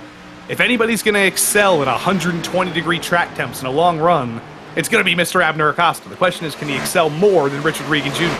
Problem is, he's dropped back quite a bit, and with 10 minutes burned in this race, 17 laps already ticked off, there's the give and take. It's the same thing that Patrick Cowgill had right in his overcut in the previous race. The longer he went, the less time he had to make up the ground on fresh rubber. And so if Abner Acosta spends more time hanging back, yes, he'll have fresher tires at the end, but he's got less time to make advantage of them. And so it's good that he's gotten past Zemke. Now, Lane, Holly, Evans, one by one, he'll have to dispatch of them, because the one thing that he cannot afford, if we do get into some lap traffic situations, is for Regan Jr. to run away and never look back. Elliott White and Danny Cervantes. It's a battle of the Supras a little bit further back. Last season, Elliott White was very much one of those tire wizards as well. He beat Abner Acosta at his own game in multiple races. That's why he won the championship. So I think we can't count out Elliott White as well here for this race when if things do go very, very long. Again, like you said, he's got plenty of progress to make forward. He's got plenty of cars to pass, but if he has been practicing around Kansas, he's got lots of experience around this place. I think Danny Cervantes is also one to watch. Was out there in the dying seconds of qualifying, but ran out of time to actually put a lap time on the board, so had to start towards the back. He's already gained 10 positions and finds himself ensconced in this train that rides off the back of Jeff Evans' coattails. And Danny Cervantes, of course, has impressed us this season. Has been a bit up and down in the Regan Motorsports machine, but you know that if Regan Jr. is quick, at the very least, Cervantes has a good base car that he can make the most of. He does, and Reese Bogue, the third of the Regan Bogue drivers, has fallen just a little bit down into 14th, but he's having a decent run. Colton Lane and Abner Acosta, though, is this a battle, or is this just the tire wizard making his progress forward? He's made his presence known. He's made Colton Lane drive himself into the turn 2 wall and then into turn 3 with much, much better tires. Abner Acosta sends it down to the bottom. He's not going to be able to clear Colton Lane just yet, but give it one more corner, one more lap, and he's got it. You saw off of turn 2 how much Lane was actually drifting that car. So in the process of getting past, Acosta has not only gained position, he's cost Colton Lane a bit of his tires as well. Look at the line that Acosta is running as well. How now that he's past, sliding from the top of the track down to the middle from entry to apex. He's trying to just be as light on the tires as possible. And notice how stable the car is, while Lane behind still scrambling all over the track. Yeah, there's a massive drift off of turn 2 for Colton Lane. And speaking of lanes, notice what we just saw there in 3 and 4. Bradley Holly moved up high to try and get by Jeff Evans. Is he going to do the same thing through 1 and 2? He's not, because Evans moves up there to the high line as well. This is a multi-groove racetrack. It does tend to become a little bit of a top line fest later on in the run, but you can definitely make multiple grooves work here at Kansas, and Bradley Holly's trying to do that, as here he goes again into 3 at the high side. We do have to ask the important question of Bradley Holly, by the way, which is, may the 4th be with him, but what new LEGO Star Wars pieces has he picked up during these last couple of days?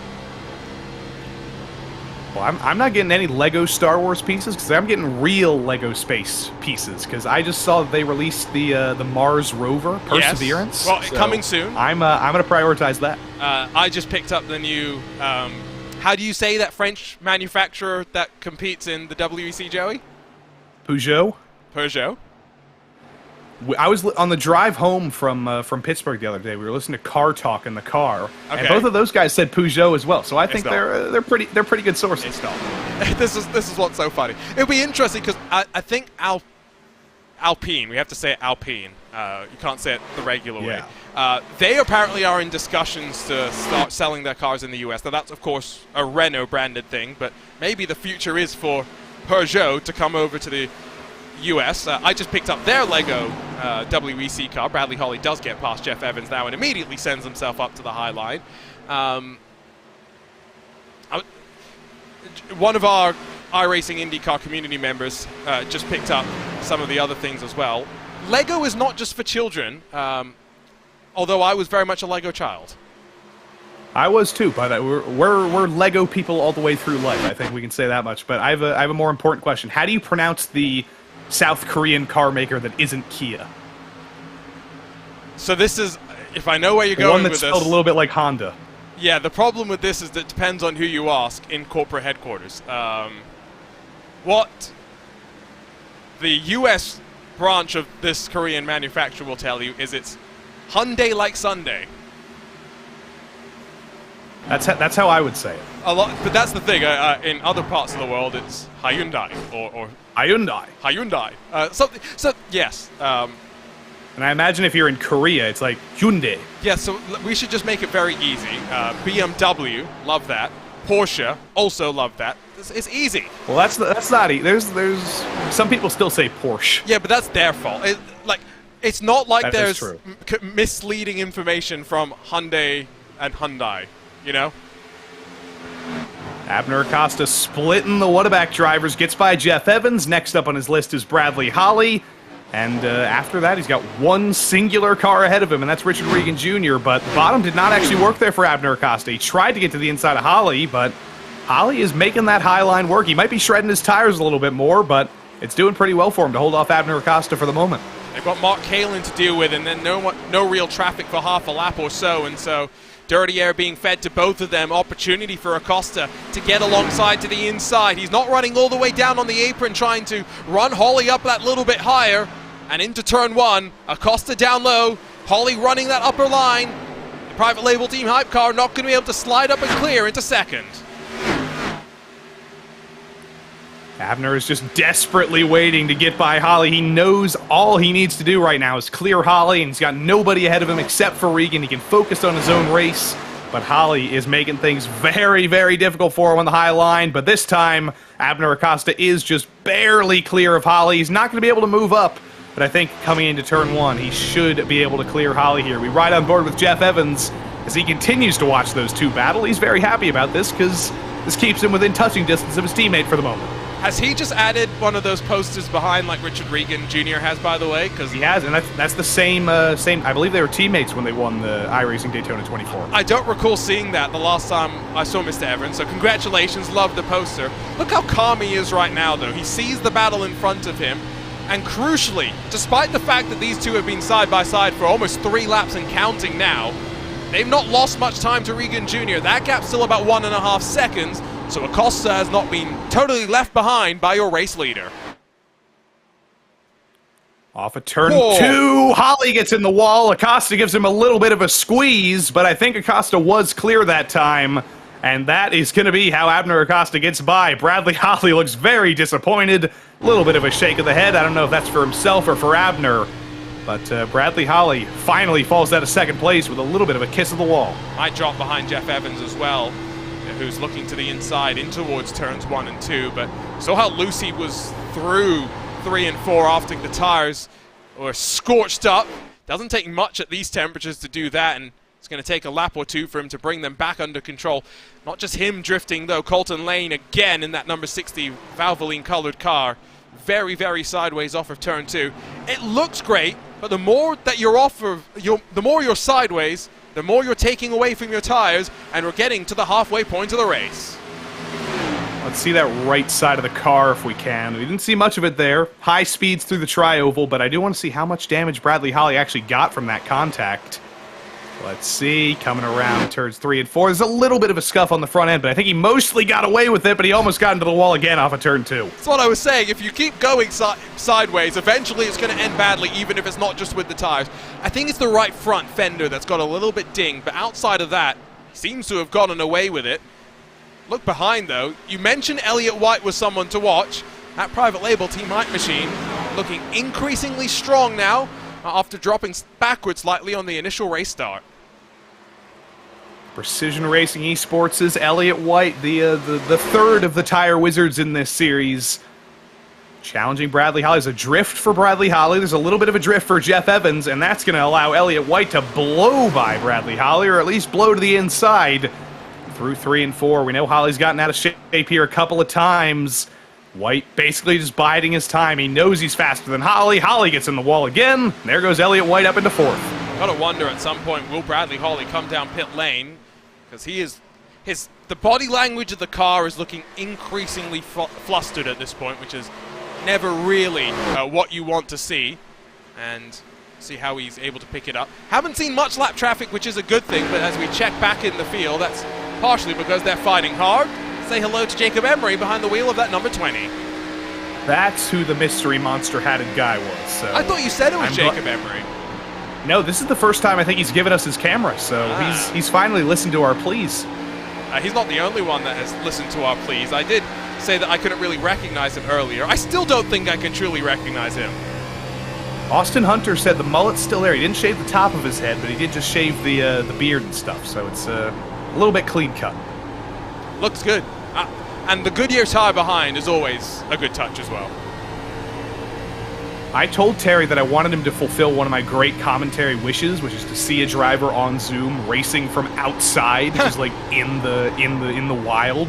He hasn't done it yet, but one day we'll get him out in the backyard. Jeremy Bailey, though, in a room that appears freshly painted. That's a fresh coat of blue paint there. It's a nice coat of blue paint as well. Looks comfortable in his rig. He's another one of the drivers not wearing gloves. Always interesting to see gloves, no gloves. Where do you stand on that debate? I'm very much on team gloves.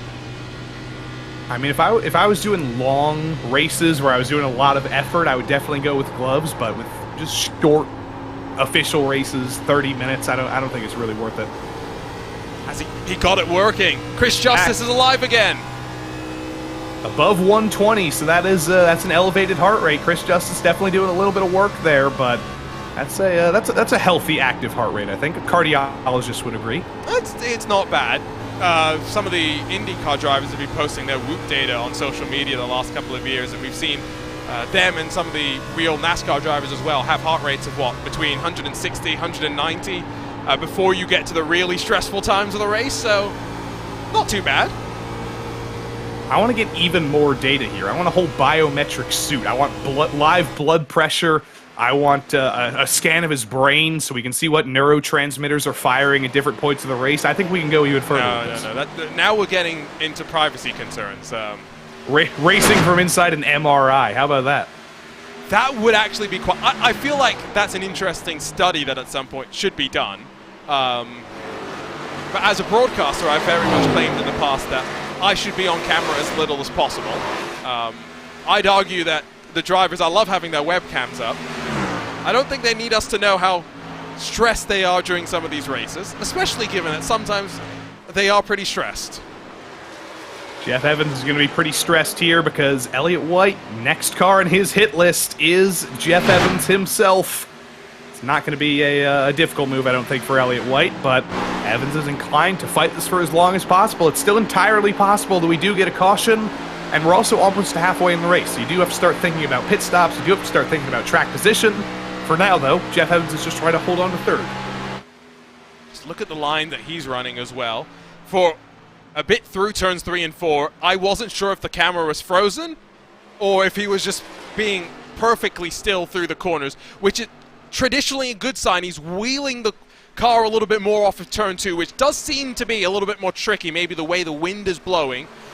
In through 3 and 4, though, it looks calm, it looks settled. And even though White is forward up to third, for Jeff Evans, still only 2.5 seconds off of your race leader, with Regan Jr. and Acosta closing up on one another, could very much still be brought in contention for the race victory. Tire Wizard's doing Tire Wizard things. Richard Regan Jr. has been able to match him in terms of tire saving a couple of times this season, but Regan gets a little bit of a drift on off of turn 2 there. Acosta completely safe, all 4 wheels pointed in the same direction, and we have a battle for the lead now, officially. It's Regan up high, Acosta down low. Question will be at what point does each of their lines really put a beating on the tires, and do they start to feel the impact? Because as much as Acosta is trying to go down low, we've talked about those track temperatures that have been putting so much wear on the tires. Surely he can't have that much grip this late in the run. Abner trying to get to the inside. It's very similar to his little battle with Bradley Holly. The top does work on aged tires to keep the momentum up, but Regan does not have the tires under him. Acosta leads for the first time. He's not going to lead at the line, I don't think, with the momentum of Regan. Or yes, he is. Acosta does lead at the line. His first lap led of the race. He's going to try and clear Richard Regan Jr. into the official lead of the race here. Regan still running what I think in the real world we've started calling the video game line, basically up and against the wall. But at this point, it's not enough. Even with the run that Regan gets off the corner, Acosta holds steady on the entry into 3 and 4, where he's actually gotten the job done most of the time so far. And watch him drift up the track, rear end steps around on him, still side by side and going. One more lap.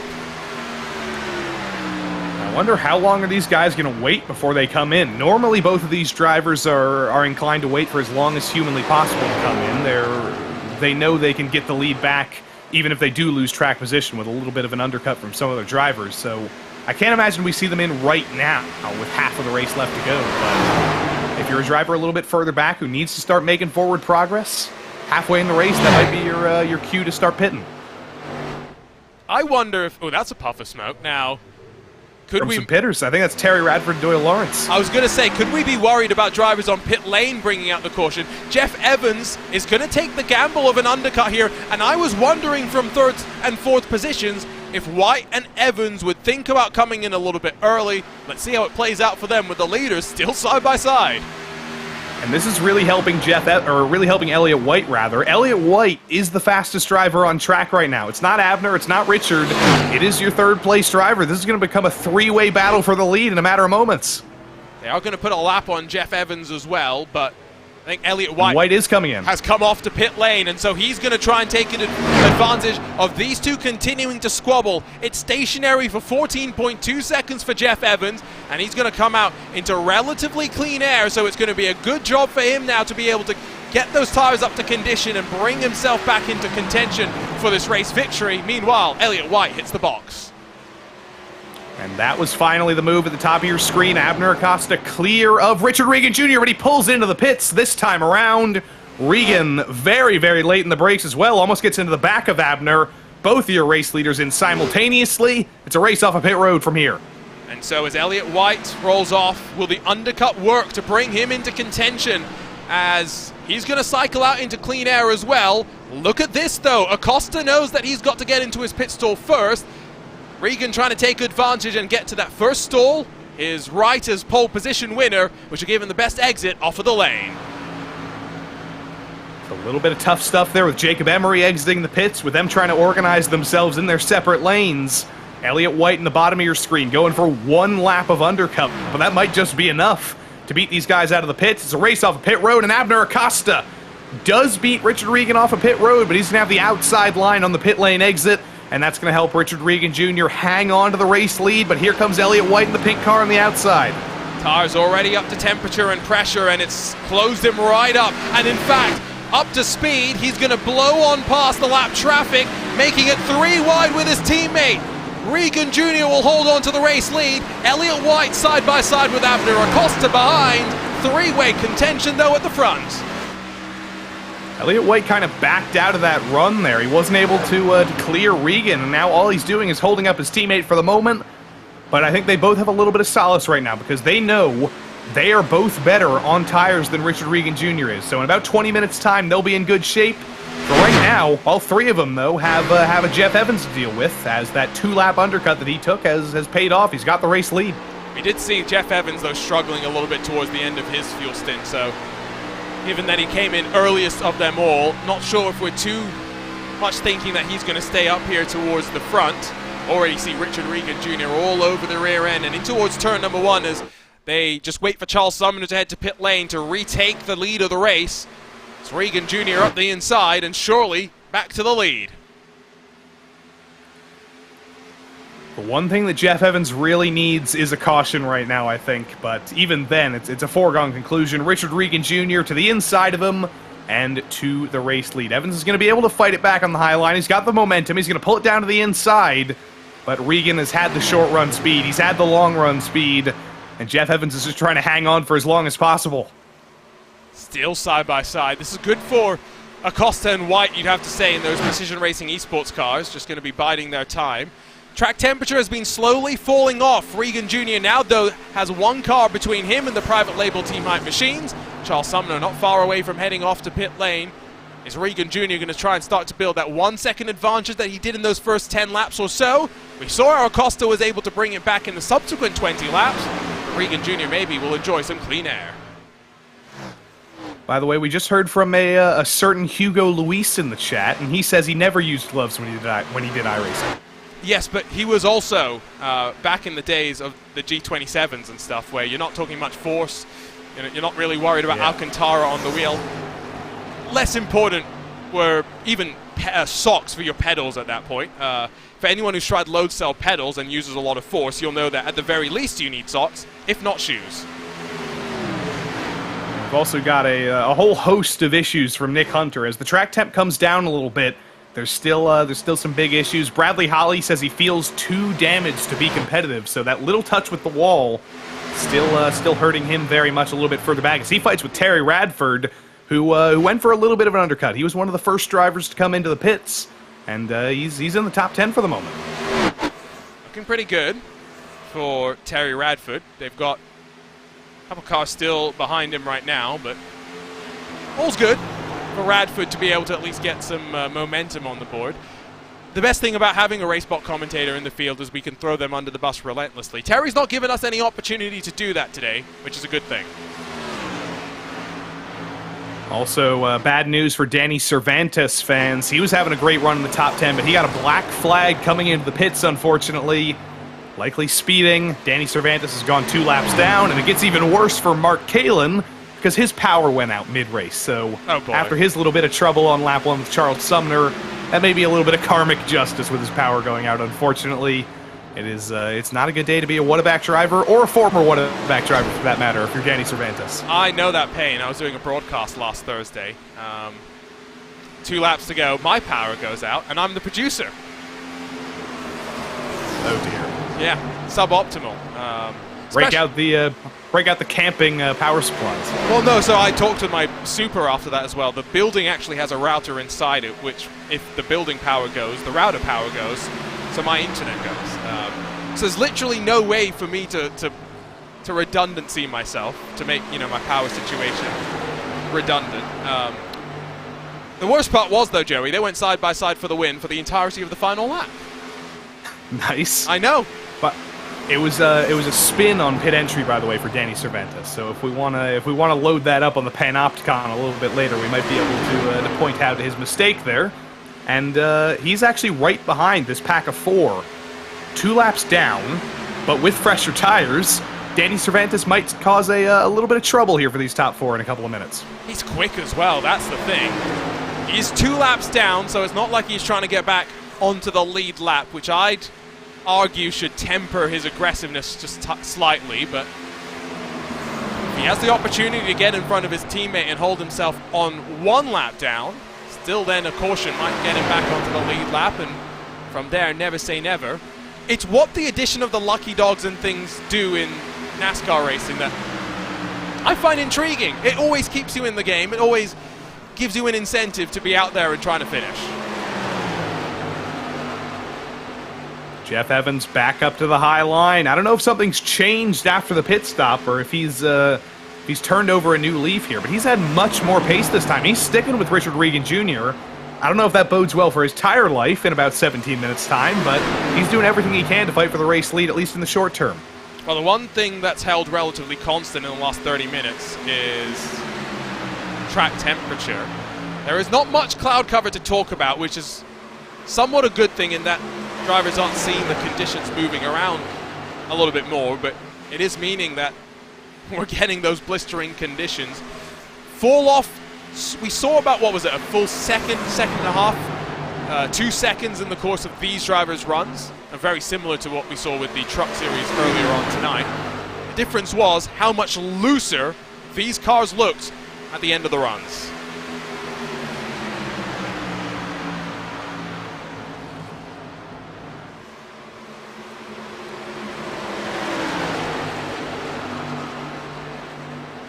Joey Tabin apparently may be having some technical issues, or deciding that whatever I was saying was complete nonsense. Which is always somewhat a little bit true, but not sure if that's the case. Anyway, still watching this fight as Acosta now up the inside of Jeff Evans is going to slip on through. With 16 minutes still left to go.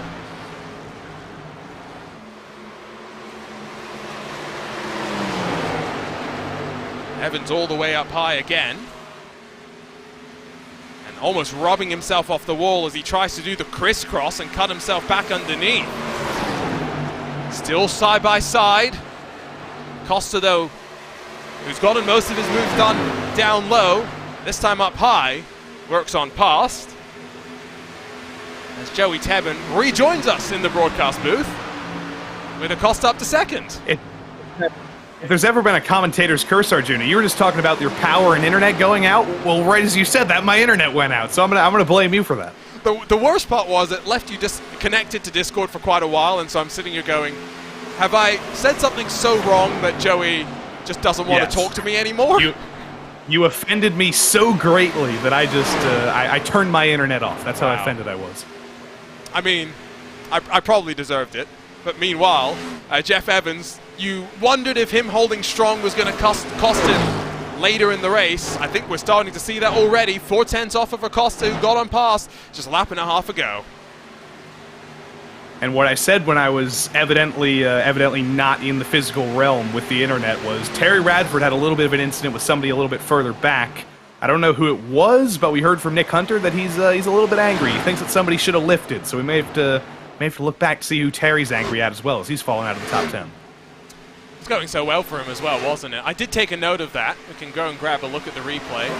I'm not necessarily sure if you can really blame anyone here. It's Terry Radford and that very orange machine down low that washes himself up the track.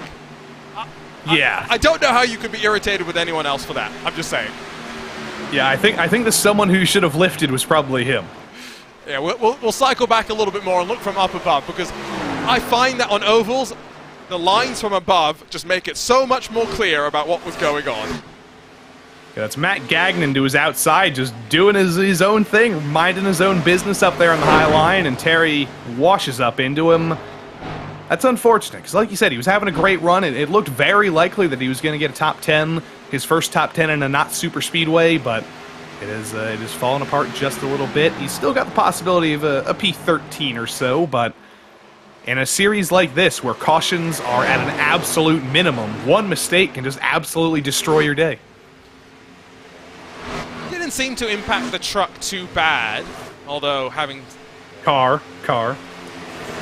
Yes, I didn't even catch that. You forgot to readjust. I had my brain turned on to must say truck, not car mode. Yeah, we get so used to saying truck, and then we have to switch back. No, it's because it's like they're trying to confuse us. It's because I make such an effort to make sure I say truck. That's really what's going on. But exactly, the fact that he's lost 10 full seconds to where he was before, I think, goes to tell the story that a wallop into the wall does significant damage. And I keep saying these cars have more horsepower, but it exacerbates the misbalance of the car that you get when you damage it, Joey, right? And so I often find that there's a balance. Sometimes when you damage a car in iRacing, you can make it feel better. But once you go beyond that point, boy, does it feel worse. And I will say, Arjuna, you've done a very good job tonight, because you were worried last night with Reagan Chandler in the GT3 Fix series and Richard Regan Jr. in this series. I don't think you've mixed them up there once. So we've got that figured out at least. I may have called him Regan Jr. yesterday, though. No, rather Regan Chandler yesterday. We'll forget about that. Okay. We'll fix our past mistakes, because I used to say Richard Reagan Jr. as well, but I've finally broken that habit. I think I haven't said that in weeks. Richard Regan Jr. Richard Regan Jr. Regan sounds more flowing anyway. I don't know.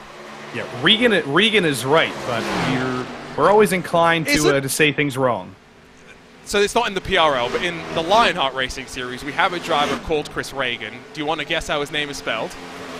R-E-G-A-N? No, it's R-A-G-A-N. Okay, well that makes sense. Reagan. Yes. David Reagan. That's why I get so confused when we talk about Regan versus Reagan. Because then you've got Regan Smith, who's Regan. It makes no sense. We gotta We got to get a naming body to make sure everything's pronounced the same. That'll make it so much easier for commentators. Or everyone can just agree that commentators are never wrong, and therefore they should go tell That's their true. parents that they need to change their pronunciation of their children's name to how we're saying it on broadcast. Exactly, and what's very, very confusing, if you look in 10th place right now, a driver who's doing a great job, a driver who got into a little bit of argy-bargy with Terry Radford but didn't get any damage from it, Matt Gagnon. That is pronounced Gagnon, but that's confusing because there's Matt Gagnon in this series, but in other PRL series in the past, there's a driver named Matthew Gagnon, which is the same name but pronounced differently because it's French. So is Mr. Gagnon not from Canada? No, I believe he's from Vermont, if I'm not mistaken. Vermont or New Hampshire. That's close. Or New York. It's One close of those enough. upstate states. Close enough to Canada. I mean, I assume that's where it came from, but there's all sorts of those last names that, like, once they came to America, they just decided, Yes. you know what, we're pronouncing things differently. No, that's true. I must say, love the picture. Little Princess Gagnon. My next... I need to get new headshots, apparently.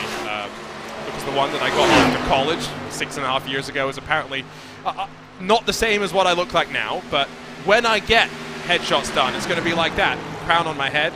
You know how people wear the headset for commentary? I'm going to wear it all funny. I'm going to make sure all my headshots are as crazy as that one. That should be your passport photo. No, you're not allowed to do that. They literally will not accept you passport photos if it's not super serious. Airport people would love that. They would love a guy who's I not agree. taking himself seriously. Airport people might, but the people in the embassy, that's a different story. That is true. They're not very fun-loving in the embassy. And speaking of not fun-loving, poor old Danny Cervantes, his day has gotten even worse. He had a black flag, and he just got kicked out with his internet issues. He's back on track now, but he's gone from 2 laps to 8 laps down. So poor old Danny Cervantes. It has not been a fun day for him. He's one of 3 retirements, because I don't think he's out on track, actually. I think he's headed out of the garage and said, see ya. Mark Kalin and Nicholas Hunter, the other 2 retirees in the field of 22.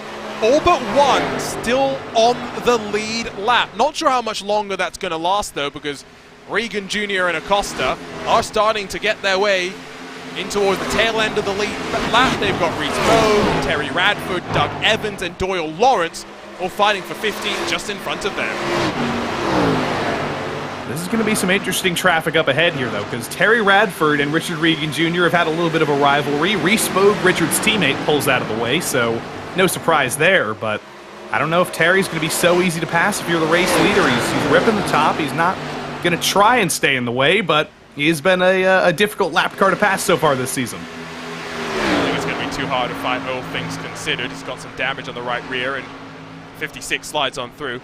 Now, comment in the YouTube chat, and I love this. Didn't someone write the pronunciation on their car? I can't remember what series it was. Joey, is that something you're familiar with?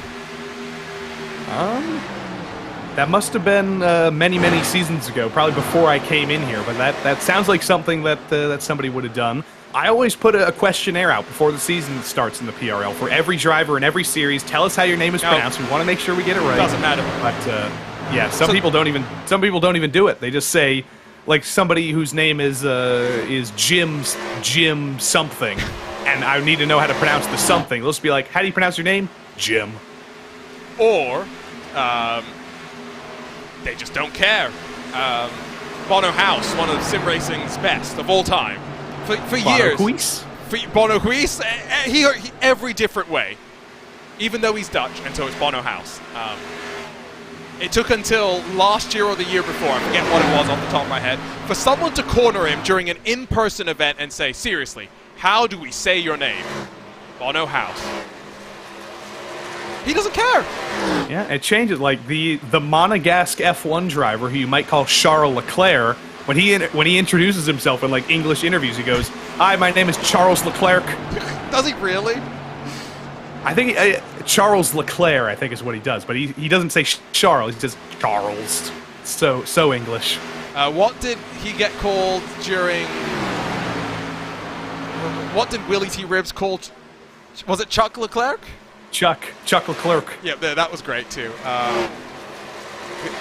The other name that gets mispronounced a lot in sim racing, Sebastian Job, J-O-B. Do people really call him Sebastian Job? Yes. Oh yes. I think we've talked about this on a broadcast before, Joey, but Maximilian Benecke. Not Benecke, even though 10K Benecke has a lot better of a ring to it. Yeah, there goes all my pronunciations of Benecke. I gotta ditch those from the record. That's a name that even now in the Porsche Esports Super Cup I still get wrong. So don't worry. I mean, you've got your own. We've both got our own names that have been mispronounced enough, so we get some leeway. All the T-Bins, all the Kankapatties, we can recover from all those. Has anyone ever sworn while saying your name though on a broadcast? I don't think so. So okay, I win in that one. How do you swear saying Kankapati? Oh, you have not seen this clip. We'll have a discussion after the race. 5 minutes left to go though. And Elliott White's been dropped through traffic, and I thought this was where the race was going to be determined in terms of who would be at the front at the end. I still feel like Richard Regan Jr. looks comfortable enough, as Abner Acosta have more in his tires, though. I mean, if that last stint was anything to go by, he might just have that. But now that Elliott White's out of traffic, he's actually again the fastest of these three. So if he can navigate his way forward, this could be a three-way battle before we know it. Richard Regan Jr. crosses the line. It's going to be 10 laps to go at the line, or 11 laps to go at the line, depending how the math goes. If Abner's going to make this move, he's got to start organizing things pretty quick. I think it's going to be 10 laps to go. I think I agree with you on that, Mark. Maybe 9 if we do get chalked up through some of this traffic. Acosta, again, has been looking down low for all of his moves. Regan Jr. has been pretty comfortable up high, and often you have to surprise the driver by taking the line away from them that they want to be running. Those opportunities only come through traffic, so Acosta maybe coming up on the back of another lapped car. We'll see his opportunity presenting itself here. I don't know if Regan has the tires to run the bottom, so that's the main problem there. I think that's why he's not running the bottom anymore. He's just used up his stuff, but here he comes, down to the bottom. He's forced down there by Jim Westerfield. Is this where Abner can pounce off of turn 4? But he's not going to be able to pounce because Jim Westerfield's in the way. The lap traffic does not work out for Abner Acosta there. It's a little bit checked up, and he's going to have to get back in line. Didn't really work out the way that Acosta, I think, had planned out in his mind there. So it means that you'll have to set up once again with less than 4 minutes now left to go. Conditions haven't really changed too much, so they're still struggling. We came in around lap 40-ish. 41, 42 for a couple of the drivers. We're on to lap 35 with our run, Joey. We're just at that struggle bus city like we were heading into the pit cycle about 20 minutes ago. There's another big statistic on the line here. The statistics between these guys and the rivalry never ends. Whoever wins this race tonight, if it's Regan or Acosta, they become the second winningest driver in PRL Wednesday night history. So they're both searching for that position to start chasing Bradley Holly. Speaking of chasing, Adam Zemke has been having the quietest race of anybody in P5. He's got Thomas Sink chasing him down, and Thomas Sink is chasing the car down to the bottom. Colton Lane's up there as well. I say up there on the outside lane where we've seen him be so very loose so far today, but with the temperatures dropping, cars come back towards him a little bit. These drivers about 10 seconds off of your lead. It's been a very, very calm race overall, even though there's been plenty of fun fighting. They've done a great job of keeping it pretty clean. Yeah, there's been... I mean, I kind of expected it because the Xfinity Series has been so clean this season. It's a short field, it's a big track, and all those Kansas references I made in the intro, all about dust in the wind, I think that was it. All the dust is blown away in the Truck Series, and we've got clear and open skies here for good racing in the Xfinity Series. 2 minutes and 20 seconds to go, so I do think that means officially 5 laps left to run. Costa still within a couple of car lengths of your leader. Here's the check-in with Zemke. He drops backwards now. Had a little bit older tires compared to Lane and Sink, and so tucks back into line and try and consolidate his spot in the top 10. Yeah, I think Colton Lane forgot there was a wall there in turn 1 for just a moment, but didn't hurt him too much. That's the lapped car of Charles Sumner behind Zemke, by the way, so that's not going to be for position. At the line, Richard Regan Jr. takes 4 laps to go. Abner Acosta has not been able to bring this gap down. He's kept close with Regan. One little bobble from Regan, and that's going to be great for Acosta, but He needs to get closer than 2.5 tenths of a second, where he's been stuck for the past 10 laps. They may get to Chris Justice before they get to the checkered flag, but with time winding down, I think it's increasingly unlikely. And as much as you speculated that maybe Regan Jr. had pushed his tires too much, has he pushed them just that perfect amount to be running out of steam, puttering to the line? About 60 seconds left to run. And my theory is that Regan knew that he kind of used up the tires in the first stint, and he's such an adaptable and skilled driver as Terry Radford spins through the grass on the front straight. No caution's going to come out for that. He's going to be able to recover, but Terry has had a difficult day, and it's got even more difficult down the front straight. But here comes Richard Regan Jr. Has he learned from his mistakes? Has he saved the tires better on this stint? Certainly seems so. So let's see what happened to Terry Radford and Colton Lane. It's off of turn 4, Radford up high, and he's going to get into the wall by himself, and then just at speed down the track. Is that Jeff Evans or Bradley Holly? It's one of those two Miracle Flow cars that got very, very lucky. I think that was Bradley Holly having a very, very scary day there, but he did flow through it. It was a miracle. He avoided Terry Radford, and he'll live to fight another day for P8. But off turn 4, white flag in the air for Richard Regan Jr. He's got 1.5 miles to keep it perfect, and he will get yet another win on the tally. But can Abner Acosta surprise him?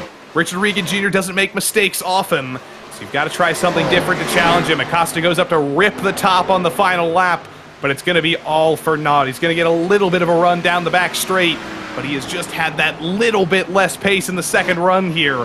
The tire wizard is going to come home just short against Richard Regan Jr. yet again, and the championship leader comes off a turn 4 for the 60th time in the PRL. Richard Regan Jr. wins, and he does it at one of his best tracks at Kansas. You saw in the last lap as well, he went low through turns 1 and 2. I think trying to put dirty air on the nose of Abner Acosta, try to preempt any sort of move. Really well thought out race from Richard Regan Jr., who controlled for the majority. Even though it looked close, even though Acosta ran him honest, was Regan ever really feeling stressed? We'll find out when we talk to him. I'd say probably not. I mean, if I know Richard Regan Jr., he doesn't seem to get stressed ever, for that matter. And look at that face. He's not elated just yet, but I have a feeling when we see these donuts. Number 60. Only one other driver has won 60 races in the PRL, and that's Bradley Holly.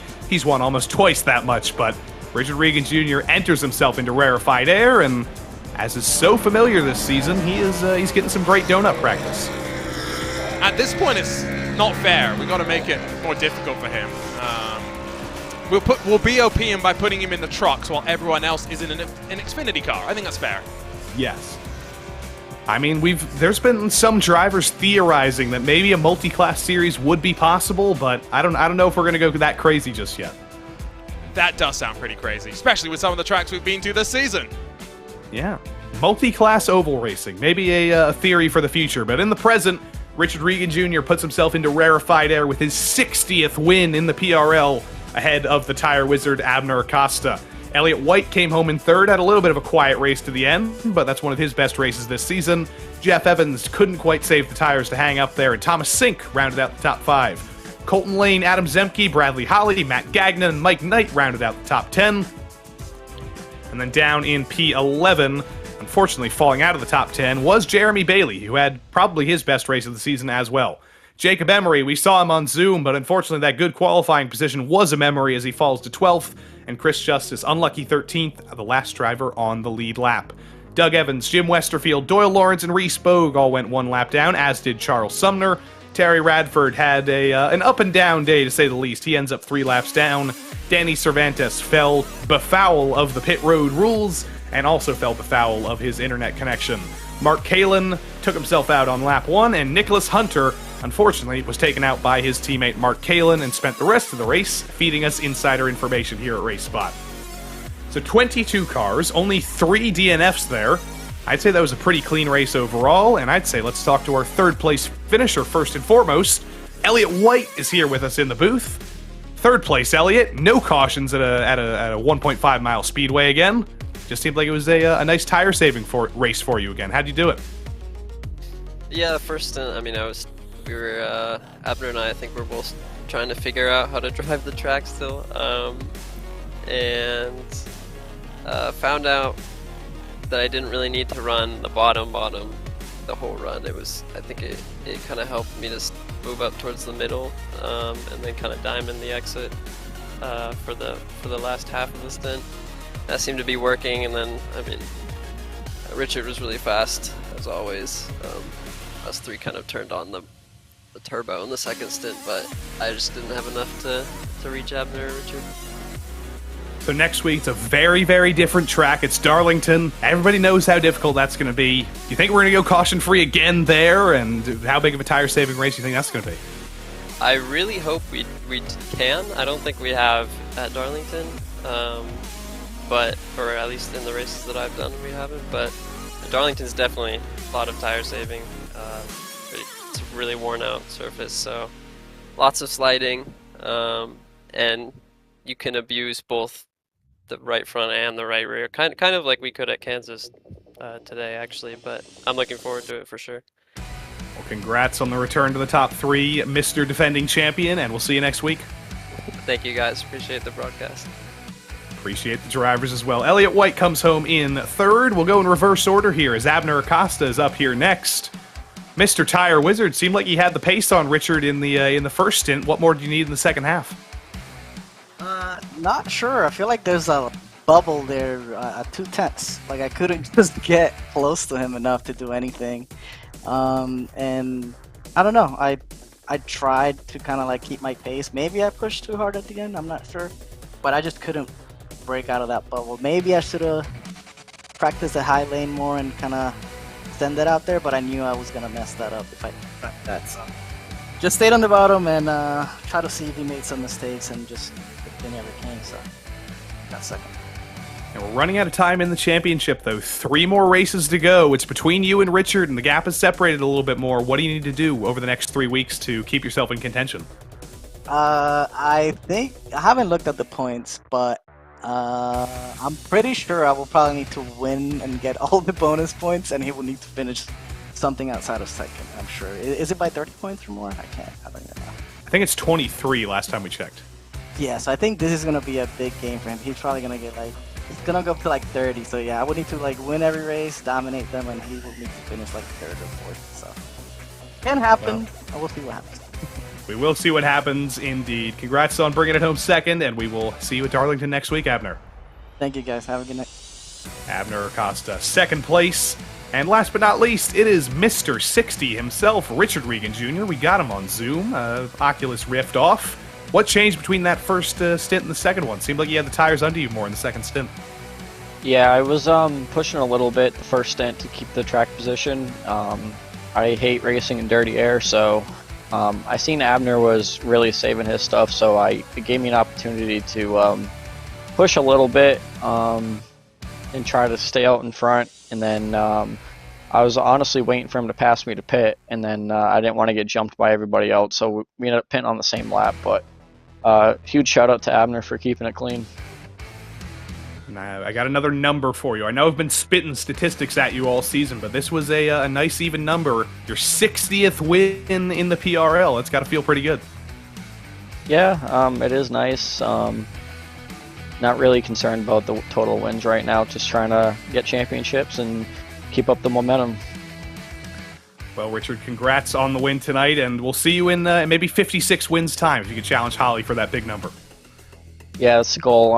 Let me give a shout out to Multiple Sclerosis Society, JZ Photography, Neonism Paints, Mission 22, Regan Bogue Motorsports, Reese Bogue, and Danny. Danny's internet crapped out on him, which kind of sucks. So we're going to lose a lot of points on the team championship. But